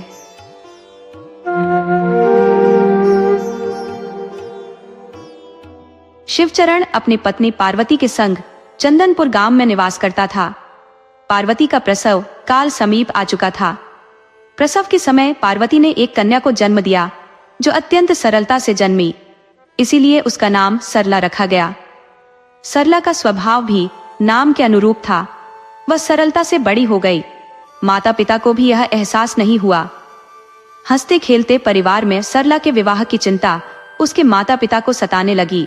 एक रात जब सरला सो रही थी, पार्वती ने अपने पति शिवचरण से कहा, सुनिए जी, हमारी बेटी सरला अब बड़ी हो गई है और गांव की चौधरी के बेटे पप्पू के साथ उसके रिश्ते की बात चल रही है। चौधरी गांव में घूमकर विवाह करवाता है, जिससे उसकी आजीविका चलती है। शिवचरण ने कहा, लेकिन चौधरी तो बहुत ही लालची और दुष्ट है, हमारे पास उसे देने के लिए इतना धन नहीं है। पार्वती ने उत्तर दिया, देखिए जी, हमारी एक ही तो बेटी है और काकी कह रही थी कि पप्पू बड़ा गबरू जवान है, पहलवानी करता है, अखाड़े में जाता है। हमें तो काकी की बात सही लगी है। शिवचरण ने कहा, देख पार्वती, चौधरी के घर विवाह करना ठीक नहीं है। हमारी बेटी मुसीबत में फंस जाएगी। बाकी जैसा तुम समझो। लेकिन पार्वती का मन बन चुका था, सो उसने कहा, जो होगा देखा जाएगा। घर खेत गिरवी रखकर जैसे भी हो हमारी बेटी का विवाह उसी घर में कर दो, क्योंकि आसपास के 10 गांवों में भी पप्पू जैसा गबरू जवान लड़का नहीं है। शिवचरण ने कहा, ठीक है पार्वती, जैसी तुम्हारी मर्जी। और वह दूसरी तरफ मुंह करके सो गया, क्योंकि शिवचरण अब चिंता में पड़ गया था। सुबह मुंह अंधेरे उठकर सरला माँ बाप के पैर छूकर अपनी नित्य क्रिया में लग गई। उसकी आदत थी कि माँ पिता को नित्य प्रति शिव पार्वती की पूजा के रूप में मानकर सभी घर के काम में हाथ बटाती थी। शादी उसके लिए गुड्डे गुड़ियों का खेल मात्र था। जब माँ ने उसकी शादी की चर्चा की तो वह समझ नहीं सकी कि इसकी क्या आवश्यकता है। चौधरी ने जो दहेज मांगा था उसे पूरा करने में शिवचरण अपने को असमर्थ महसूस कर रहा था। उसने गांव के साहूकार से भारी कर्जा ले लिया। शादी के दिन रात में चौधरी की फरमाइशों ने शिवचरण को झकझोर दिया। बड़े कष्ट से उसके सीने में दर्द उठा, जिसे छुपाकर उसने मिन्नतों के साथ अपनी पगड़ी चौधरी के चरणों में रख दी। जैसे तैसे शादी संपन्न हुई, इस वादे के साथ कि अगली फसल से पहले वह अपनी बात पूरी कर देगा। सुबह सरला की विदाई हुई। वह फूट फूट कर रोई। उसे समझ नहीं आ रहा था कि किस कसूर की सजा उसे मिल रही थी। क्यों माता पिता अपने कलेजे के टुकड़े को किसी अजनबी के साथ अनजाने सफर पर भेज रहे थे। शिवचरण अपने आंसू छुपाने की कोशिश कर रहा था, जो सरला की नजरों से नहीं छिप सका। पिता की आंखों में आंसू देखकर सरला को बड़ा धक्का लगा। एक पल को वह अर्धमूर्छित हो गई और कब अपने घर से पराये घर में आ गई उसे पता ही नहीं चला। उस घर में दूसरे दिन से ही शिकायतों और गालियों का दौर चला, जो आगे जाकर मारपीट तक पहुंच गया। उसका पति पप्पू एकदम निकम्मा था और अपने कसाई बाप और निर्दयी माँ की तरह उसे दरिंदगी से पीड़ित करता। सरला बेचारी रोती बिलखती रहती। उसे रोता बिलखता छोड़कर पप्पू चला जाता। एक दिन चौधरी ने शिवचरण को, जो सरला का पिता था, अपने घर बुलाया। उसे बहुत बुरा भला कहा और अपनी बेटी से मिलने से मना कर दिया। सरला यह सब छुपकर देख रही थी और आंचल में मुंह छुपाकर रो रही थी। जब वह वापस मुड़ा तो उसकी पीठ के घाव देखकर शिवचरण की धड़कनें तेज हो गई। घर लौटकर शिवचरण बेहोश होकर गिर पड़ा और उसके प्राण पखेरु उड़ गए। उस समय सरला 7 महीने के गर्भ से थी। जब उसे अपने पिता की मृत्यु और साथ में अपनी मां के हृदयाघात की खबर मिली तो वह पछाड़ खाकर रोती बिलखती रही। सरला जमीन पर गिरकर बेहोश हो गई। गिरने से पेट में चोट लगने के कारण उसका गर्भ नष्ट हो गया। खून से लथपथ सरला को डॉक्टर के पास ले जाया गया, जिसने बताया कि अब वह कभी मां नहीं बन सकेगी। चौधरी और उसकी पत्नी ने अपने बेटे के सहयोग से रातों रात सरला से छुटकारा पाने की योजना बनाई। उन्होंने उसे गांव के बाहर एक कुएं में फेंक दिया। रात में उधर से गुजरते हुए एक राहगीर को कुएं से आवाज सुनाई दी। उसने अपनी पगड़ी की रस्सी बनाकर सरला को बाहर निकाला। जब उसने सरला से पूछा कि उसके साथ क्या हुआ है, तो सरला ने कुछ नहीं बताया। उसने बस इतना कहा कि इस दुनिया में उसका कोई अपना नहीं है और बेचारगी से तंग आकर उसने खुदकुशी की कोशिश की थी। राहगीर ने सरला को अपने साथ चलने का प्रस्ताव दिया और सरला ने ना कहा ना। वह चुपचाप उसके साथ चल दी। राहगीर के घर पर उसके सिवा कोई नहीं था। उसने सरला से जोशी मंदिर में विवाह कर लिया। सरला का काम घर के कामकाज और रसोई के अलावा शिव मंदिर में बैठकर पूजा करना था। उसके पति राम रतन ने कभी इसका विरोध नहीं किया। एक दिन वह पार्वती के चरणों में सिर पटक पटक कर बांझ होने के कलंक से मुक्ति की प्रार्थना कर रही थी। पार्वती ने शिव से सरला की दयनीय हालत पर तरस खाने और उसकी मुराद पूरी करने की बात कही। पार्वती ने भोलेनाथ से कहा, बचपन से ही सरला हमारी पूजा करती चली आ रही है। इस अभावग्रस्त स्त्री को गर्भवती होने का वरदान दे। शिवजी ने पार्वती का अनुरोध स्वीकार किया और सरला को पुत्रवती होने का आशीर्वाद दिया। 9 महीने बाद सरला ने एक पुत्र को जन्म दिया। वह सुंदर और आकर्षक था, परंतु अत्यंत चंचल और शरारती। उसकी शरारतों से हर कोई परेशान रहता। एक बार गांव में कुछ साधु संत आए। प्रवचन के बाद वे विश्राम कर रहे थे। तभी शरारती भोला कहीं से लाल चींटियों का छत्ता तोड़ लाया और उनके ऊपर फेंककर भाग गया। संतों में से एक ने उसे देख लिया और चींटियों के दंश से परेशान होकर उसके पीछे दौड़ा। भोला घर में घुसकर कहीं छुप गया। सरला ने हाथ जोड़कर उन संतों से माफी मांगी और चींटियों के काटे स्थानों पर शहद का लेप किया। संतों ने क्रोध में आकर भोला को श्राप दिया कि वह जीवन भर ऊटपटांग काम करता रहेगा। सरला ने संतों के चरण पकड़कर माफी मांगी और उनके दंशों पर शहद लगाया। तब जाकर उनका दिल पसीजा। संतों ने कहा कि उनका श्राप विफल नहीं होगा, परंतु इसका उल्टा प्रभाव होगा। सरला ने संतों को विदा किया, जिसे छुपकर भोला देख रहा था। वह बुदबुदाकर कह रहा था, अगली बार आओगे तो सांप और मेंढक छोड़ दूंगा तुम पर। समय के साथ भोला की शरारतें बढ़ती गई और सरला समझ चुकी थी कि उसके बेटे की नादानियां कभी खत्म नहीं होंगी। एक दिन की बात है, गांव का हरिया मटकी में दही भरकर गांव से बाहर भेजने जा रहा था। तभी प्राइमरी स्कूल के पीछे शरारत की खोज में लगा भोला अपनी गुलेल में एक छोटा पत्थर का टुकड़ा फंसाकर जोर से निशाना लगाकर ऐसा मारा कि हरिया की मटकी के 2 टुकड़े हो गए।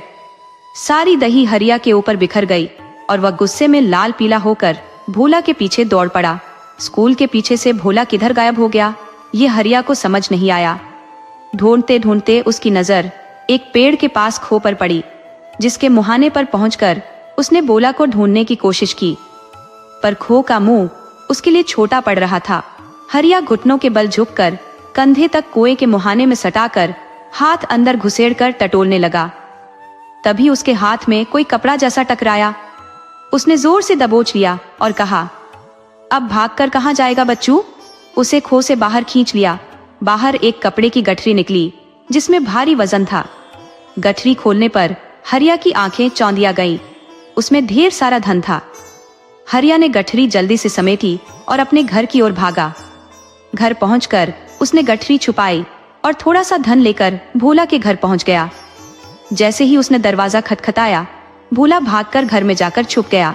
हरिया ने सोचा, अब जमकर उसकी शिकायत करूंगा और पूरी मटकी की दही का पैसा उसकी माँ से वसूल करूंगा। सरला की आवाज सुनकर हरिया बाहर निकली और बोली, हरिया काका, क्या हुआ? हरिया ने कहा, सरला बहू, आज भोला की वजह से मेरा बड़ा फायदा हो गया। उसकी छोटी सी शरारत से मैं निहाल हो गया, इसलिए थोड़ा सा धन तुम्हें देने आया था। सरला ने कहा, अरे काका, इसकी क्या जरूरत थी? वह तो शरारती है, आपके कुछ काम आया, यही मेरे लिए बहुत बड़ी बात है। हरिया बोला, नहीं बिटिया, इसे रख लो। कहते हुए हरिया ने थोड़ा सा धन सरला के हाथ पर रख दिया और वापस चला गया। भोला मन ही मन बड़बड़ाने लगा, जरूर इस चाचा को कोई धन का भंडार मिला होगा और मुट्ठी भर देने चला आया हमारे घर। अब की बार तो इस बूढ़े का सिर फोड़ दूंगा, तब इसकी अक्ल ठिकाने आएगी। सरला अब आंगन से होती हुई रसोई में चली गई और भोला कमर में गुलेल खोसे हुए फिर एक नई शरारत के लिए निकल गया। शाम होने को आई और भोला को कोई जबरदस्त शरारत नहीं सूझ रही थी। तभी एक घर की खुली खिड़की देखकर वह वहां घुसने की सोचने लगा। उसने 8 ईंटें लगाकर उनके ऊपर चढ़कर खिड़की से अंदर घुस गया। चारों तरफ अंधेरा था। लाइट कहाँ है, इसका पता उसे नहीं था। कुछ देर तक अंधेरे में टटोलते हुए भोला देखने की कोशिश करता रहा। तभी उसे दरवाजे की कुंडी खड़काने की आवाज सुनाई दी। उसे लगा कि मकान का मालिक घर आ गया है। वह एक बोरी के पीछे छिप गया। अचानक कमरे में ट्यूबलाइट जल गई और वह और भीतर दुबक गया। चोरी के पीछे तभी एक युवक ने कहा, यार पकड़ू, थक गया पूरा शरीर। आज सेठ करोड़ीमल की निगरानी में था, लेकिन आज बहुत रोकड़ा और सोना सेठ की तिजोरी में आया है। दूसरे युवक ने कहा, हाँ यार, भोर होने से पहले ही करोड़ीमल के घर में सेंध लगानी है और उसकी तिजोरी पर हाथ साफ करना है। फिर हम कल शहर निकल जाएंगे और किसी को कानो कान खबर नहीं होगी। भोला मन ही मन बड़बड़ाने लगा, अरे मस्तंडो, कानो कान क्या, अब तो तुम्हारी आंखों आंखों भी खबर हो गई है। तुम हाथ मार के लाओ और मैं लेकर चंपत हो जाऊंगा, तब देखना तुम्हें खबर होती है या नहीं। कमरे में फिर से अंधेरा हो गया। उनके जाते ही भोला खिड़की से नीचे सरक गया और 9-2-11 हो गया। घर पहुंचकर उसने जल्दी जल्दी सब काम निपटाया, खा पीकर बिस्तर पर पड़ा और सोने का बहाना करने लगा। उसकी गहरी नींद सोया जानकर सरला भी घर के सारे काम निपटाकर सोने चली गई। भोला के कमरे के ठीक सामने उसकी माँ और पिता सोते थे। दोनों ही दिन भर के थके हारे होने की वजह से गहरी नींद में थे। भोला ने अपने कमरे के दरवाजे को जरा भर खोलकर रखा और कमरे में अंधेरा करके इंतजार कर रहा था कि कब माता पिता के खर्रातों की आवाज उसे सुनाई पड़े और वह अपने काम को अंजाम दे सके। उस रात पता नहीं क्या हुआ, जब भी भोला घर से निकलने की सोचता, तभी उसके पिताजी के खर्राते बंद हो जाते और भोला फिर लेट जाता। कई बार पिताजी के खर्राते बंद होने का मतलब था कि वे बाथरूम की ओर जा रहे हैं या कुछ और। दोनों ही स्थितियों में खर्राते काफी देर तक बंद रहते थे। आखिरकार भोला ने छत से जाने की बजाय खिड़की के रास्ते से जाने की सोची। उसने हमेशा बंद रहने वाली खिड़की से निकलने की योजना बनाई। भोर होने में अभी कुछ समय था। उसने धीरे धीरे खिड़की ऊपर उठाई और दूसरी तरफ लटकते हुए खिड़की को ऊपर के हुक में फंसा दिया, लेकिन तभी उसका संतुलन बिगड़ गया और वह नाले में गिर गया। एक तीव्र दुर्गंध उसके नथुने से टकराई और उसने किसी तरह से अपनी सांस रोकने की कोशिश की। नाले से बाहर निकलते हुए वह सिर से पांव तक काले पानी से ढका हुआ किसी भूत की तरह अपने रास्ते की ओर चल पड़ा। कुछ कुत्ते उसे देखकर भौंकने लगे, लेकिन उसकी दयनीय हालत पर तरस खाकर वापस चले गए। भोला अब हर बात पर गुस्सा और झुंझलाहट महसूस कर रहा था। उसने घर के पिछवाड़े से जाने का सोचा, तभी उसने देखा कि लट्टू और पलटू लूटे हुए माल के साथ पीछे के रास्ते से आ रहे थे। अचानक भोला और उन बदमाशों का आमना सामना हो गया। डर के मारे भोला के गले से घुटी घुटी आवाज निकल गई। लट्टू और पलटू ने जब काले झूलते साए को देखा तो उन्हें भूत का आभास हुआ और उनकी पतलून गीली हो गई। भाग ले बेटा लट्टू, जान बचा किसी तरह, कहते हुए वे उसी दिशा में भाग निकले। जिससे आए थे। भोला भी इस घटनाक्रम से इतना डर गया था कि भागते हुए फिसल गया और बगल के तालाब में जा गिरा। फिर जैसे ही उसने लूटे हुए माल की ओर बढ़ना चाहा, उसने पुलिस को आते देखा। ले बेटा, सिर मुंडाते ही ओले पड़ गए, उसने सोचा और बेहोश होने का नाटक किया। पुलिस वाले उसके पास पहुंचे और देखा कि वह सच में बेहोश हो गया था। थोड़ी सी रोशनी हो चुकी थी और दरोगा ने सिपाही से कहा, साहब, ये सरला बहन का लड़का है, लगता है इसने बदमाशों से लड़ाई की होगी। दरोगा ने कहा, बहुत ही निडर और बहादुर बच्चा है यह, इसे डॉक्टर के पास ले चलो। डॉक्टर ने भोला को होश में लाने का इंजेक्शन दिया। दोनों बदमाशों को हवालात में डाल दिया गया। सेठ ने चोरी से बचे माल से थोड़ी रकम भोला को दी और एसपी ने सरला से कहा कि भोला को पुलिस में भर्ती करने की सलाह दी। सरला ने खुशी खुशी हामी भरी और बोली, मैं अपने लाडले को जरूर भेजूंगी। जबकि अंदर से जलता भुनता भोला मन ही मन सोच रहा था, कंजूस का बच्चा, पूरा माल बच गया, फिर भी थोड़ी सी रकम दे दी। एक दिन तेरा पूरा माल लूटूंगा सेठ। भोला ने कहा, माँ, भूख लगी है, कुछ खिलाओ। सरला ने कहा, बेटा, तेरे लिए पूरी सब्जी बनाई है, खूब पेट भर के खा ले। खाना खाने के बाद भोला एक नए विचार में खो गया। सरला तो अपने बेटे को पुलिस में देखकर मन ही मन बहुत खुश थी। सोच रही थी कि उसका बेटा एक दिन बड़ा अफसर बनेगा। यदि भोला पुलिस में आ गया तो वह चालाकी से गांव वालों को एक एक करके लूटेगा। भोला मन में योजना बना रहा था कि कैसे वह खूब सारा पैसा कमाएगा और अपनी माँ को बहुत सुखी रखेगा। इन विचारों में खोए खोए भोला को नींद आ गई। दूसरे दिन भोला नई शरारतों के मंसूबे बनाते हुए तैयार हुआ और बाहर निकलने ही वाला था कि उसकी माँ सरला ने उसे पकड़ लिया। तू अकेला नहीं जाएगा, मैं भी तेरे साथ चलूंगी, उसने कहा। भोला सोच रहा था कि आज वह गांव के मुखिया की बेटी की लंबी चोटियों को काट डालेगा, इसलिए उसने जेब में एक तेज धार वाला चाकू रखा था और अपनी सुगनी भी साथ ली थी। सुगनी इतनी तेज थी कि उसकी सुंगाई से लोग छींकते छींकते बेहोश हो जाते थे। सरला ने उसका हाथ खींचकर उसे थाने की ओर चलने को मजबूर किया। थाने में आज कुछ ज्यादा ही गहमागहमी थी। बाहर के कई अधिकारी भी आए हुए थे। सरला और भोला को बाहर बैठाया गया। भोला की नजर बार बार एक जालीदार पुलिस वैन की ओर जा रही थी, जिसमें एक बड़े बड़े घुंघराले बाल और काली दाढ़ी वाला डाकू बंद था। वह बार बार भोला को इशारा कर रहा था। भोला ने अपनी उत्सुकता को नहीं रोक पाया और उठकर टहलने लगा। जब उसकी नजर डाकू से मिली तो उसके शरीर में झुरझुरी दौड़ गई। डाकू ने भारी आवाज में पूछा, लड़के, तेरा नाम क्या है और तू कौन है? भोला ने डरते हुए जवाब दिया कि उसका नाम भोला है और वह पास के गांव का निवासी है, सरला का बेटा है। उसने अपनी जेब से कैंची निकाली और डाकू को थमा दी। कुछ देर बाद एक सिपाही और हवलदार वैन की तरफ आए। तब तक डाकू ने कैंची से अपनी रस्सियां काट ली थी। जैसे ही सिपाही ने दरवाजा खोला, डाकू ने उस पर हमला कर दिया। हवलदार को संभलने का मौका भी नहीं मिला और डाकू ने सिपाही की बंदूक से गोली चला दी। गोली की आवाज सुनकर सभी पुलिस वाले और अधिकारी बाहर आ गए। सबने बंदूकें तान दी, लेकिन तब तक डाकू ने माहौल को अपने पक्ष में कर लिया था। भोला ने अपनी माँ को डाकू के शिकंजे में देखा। उसकी गर्दन पर कैंची की नोक थी। पुलिस अधिकारी डाकू से आत्मसमर्पण करने को कह रहे थे, लेकिन डाकू सरला की गर्दन पर कैंची की नोक चुभाकर धमकी दे रहा था कि अगर किसी ने कुछ किया तो वह उसे मार डालेगा। अब भोला को अपने किए पर अत्यधिक खेद हो रहा था और साथ ही आक्रोश भी।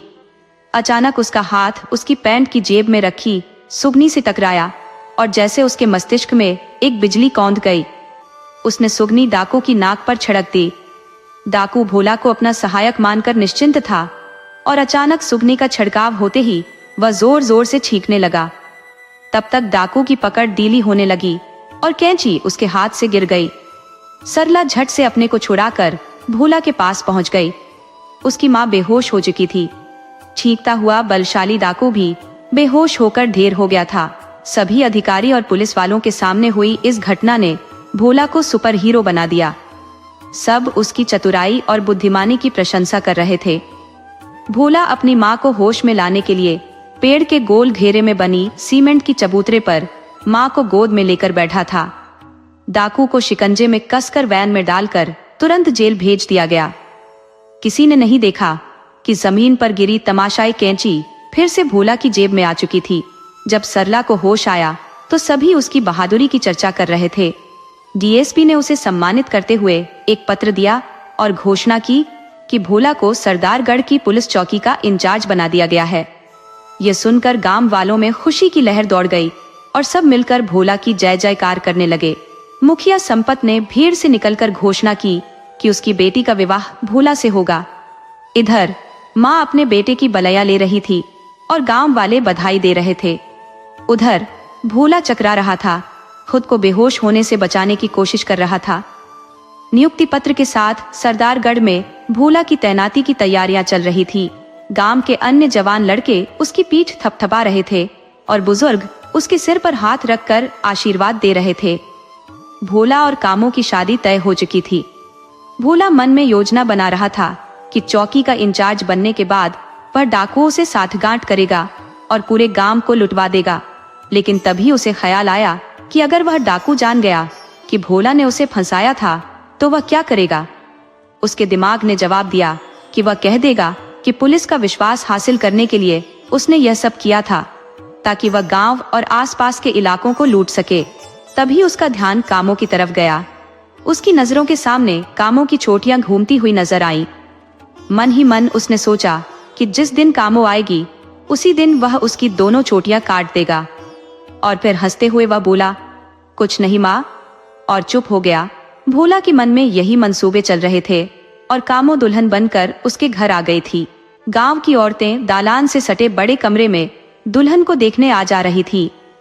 भोला अपने कमरे में कैंची को ताक पर छिपाकर और सुगनी की डिबिया बिस्तर के नीचे रखकर लंबी तान लेकर सो गया।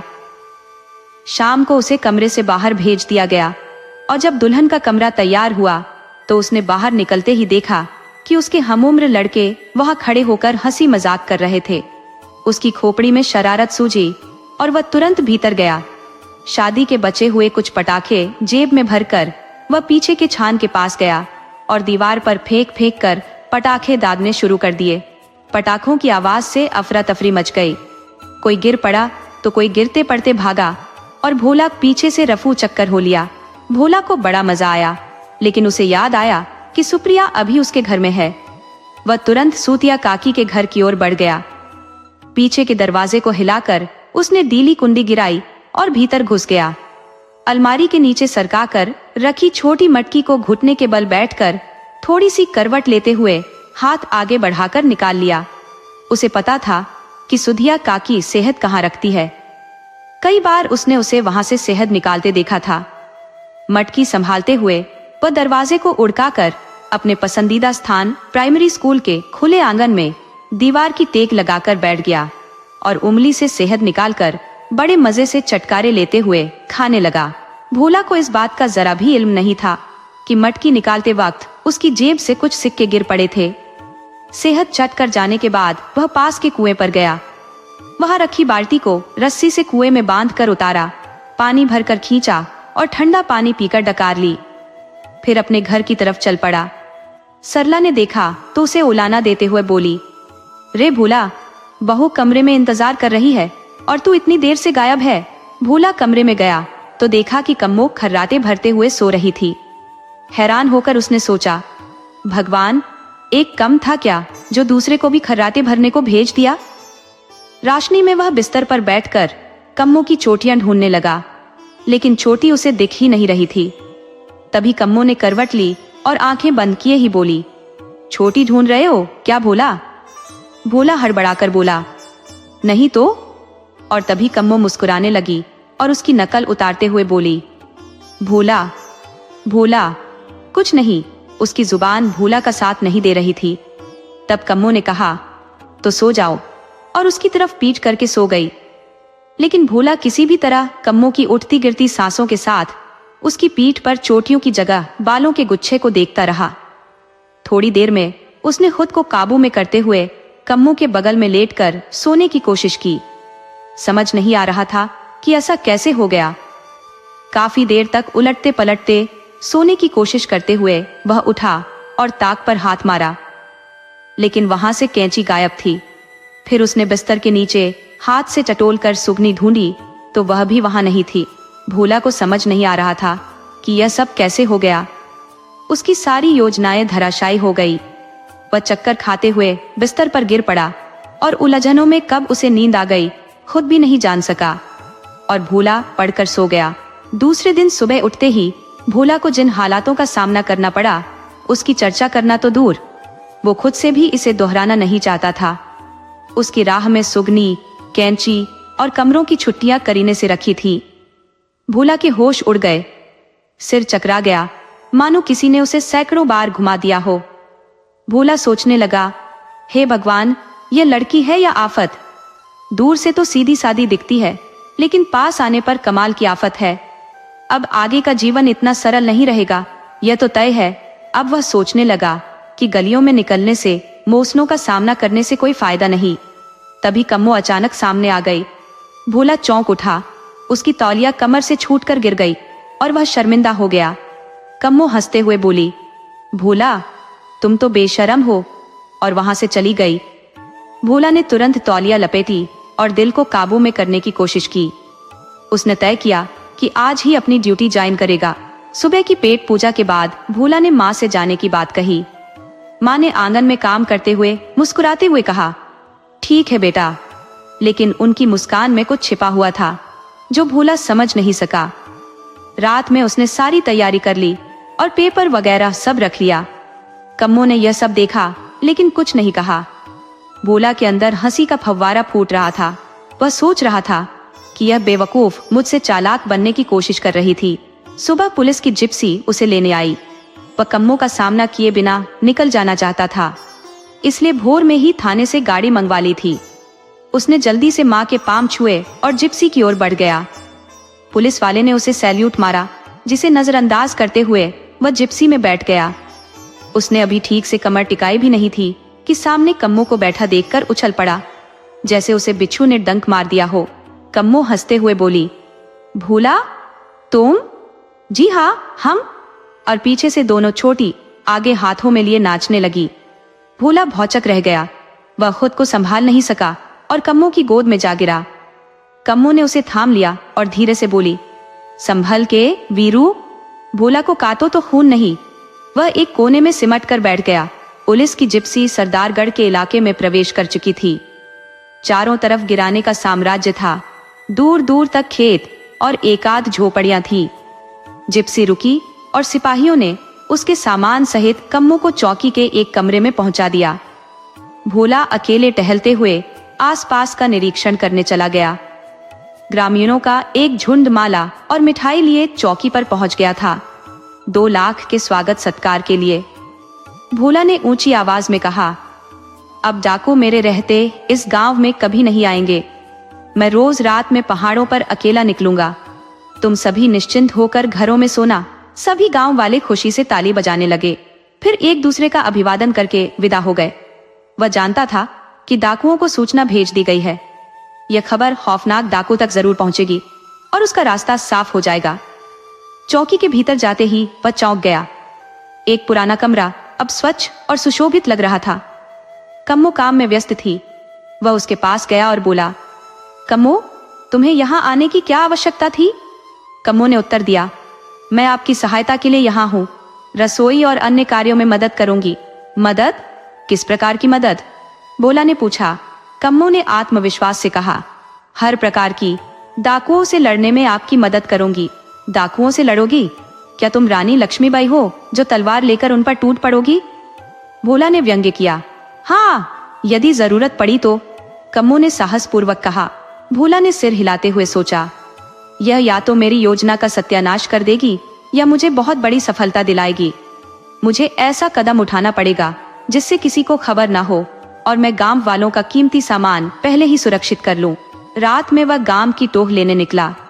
अंधेरा धीरे धीरे फैल रहा था। वह गांव वालों को और डाकुओं के मुखबिर को दिखाने के लिए घूमता रहा। अचानक एक झाड़ी से एक सफेद परछाई सामने आई, जिसने अपना चेहरा ढका हुआ था। उसके हाथ में एक पोटली थी। उसने कहा, थाने में हमारे आदमी की मदद का इनाम। और खौफनाक सरदार ने पूछा कि यह हमारी मदद कब और कैसे करोगे? उसकी साहस और सूचना की विश्वसनीयता को देखकर वह चकित हुआ और बोला, जिस दिन लाल झंडा चौकी पर लगेगा पूरे गांव को लूट लेना, मेरा हिस्सा सीधे मुझे देना, कहकर वह आगे बढ़ गया। योजना का प्रथम चरण पूरा हो चुका था। अब कुछ दिनों तक गांव वालों का विश्वास जीतकर फिर अपने मंसूबों को पूरा करेगा। ये सोचते हुए वह चौकी में प्रवेश कर गया और कुर्सी पर देर हो गया। अगले दिन से सब पहले की तरह चलने लगा। एक दिन भोला ने गांव वालों को सूचित करना शुरू किया कि डाकू खौफनाक कल गांव पर हमला करने वाला है और उन्हें अपने कीमती सामान को गांव के पास की पहाड़ी की एक गुफा में छुपाने का निर्देश दिया। भोला ने सोचा था कि लाल झंडा फहराकर वह गांव वालों को बेहोश करके कीमती माल लूटकर भाग जाएगा और आरोप डाकुओं पर लगा देगा। उसने कम्मो को घर छोड़ने का बहाना बनाया और सारा माल छुपाकर वापस आ गया। सारे गांव वाले अपना कीमती गहना, जेवरात और सामान लेकर गुफा में पहुंच गए। पूरा गांव खाली हो गया। डाकुओं ने लाल झंडा देखकर गांव पर हमला बोल दिया। भोला चिंतित था कि कम्मो कहाँ गई। तभी फायरिंग की आवाज सुनाई दी। भोला चौकी की ओर दौड़ा तो देखा कि पुलिस डाकुओं को घेर कर मार रही थी और कम्मो की अगुवाई में गुफा तक पहुंच चुकी थी। भोला ने स्थिति को देखते हुए उनकी सलामती की कामना की और डाकुओं का सफाया होते देखा। गांव वालों ने मिलकर भोला को धन दिया। वह मन ही मन सोच रहा था कि आज उसके पास गांव वालों का पूरा धन होता। कम्मो उसकी योजनाओं को सफल बना रही थी क्योंकि वह भोला की आदत जानती थी कि वह सोते हुए बड़बड़ाता था। कम्मो उस जानकारी का लाभ उठाकर उसे सफलता दिला रही थी और भोला को श्रेय मिल रहा था। इस प्रकार भोला को बधाइयां मिलने लगी। वह एक अच्छा पुलिस अफसर माना जाने लगा, लेकिन वह अपनी मनमानी कभी नहीं कर सका। कम्मो उसकी जीवन संगिनी बन गई थी। दोस्तों, आपको कहानी कैसी लगी? अपने सुझाव कमेंट करना न भूले।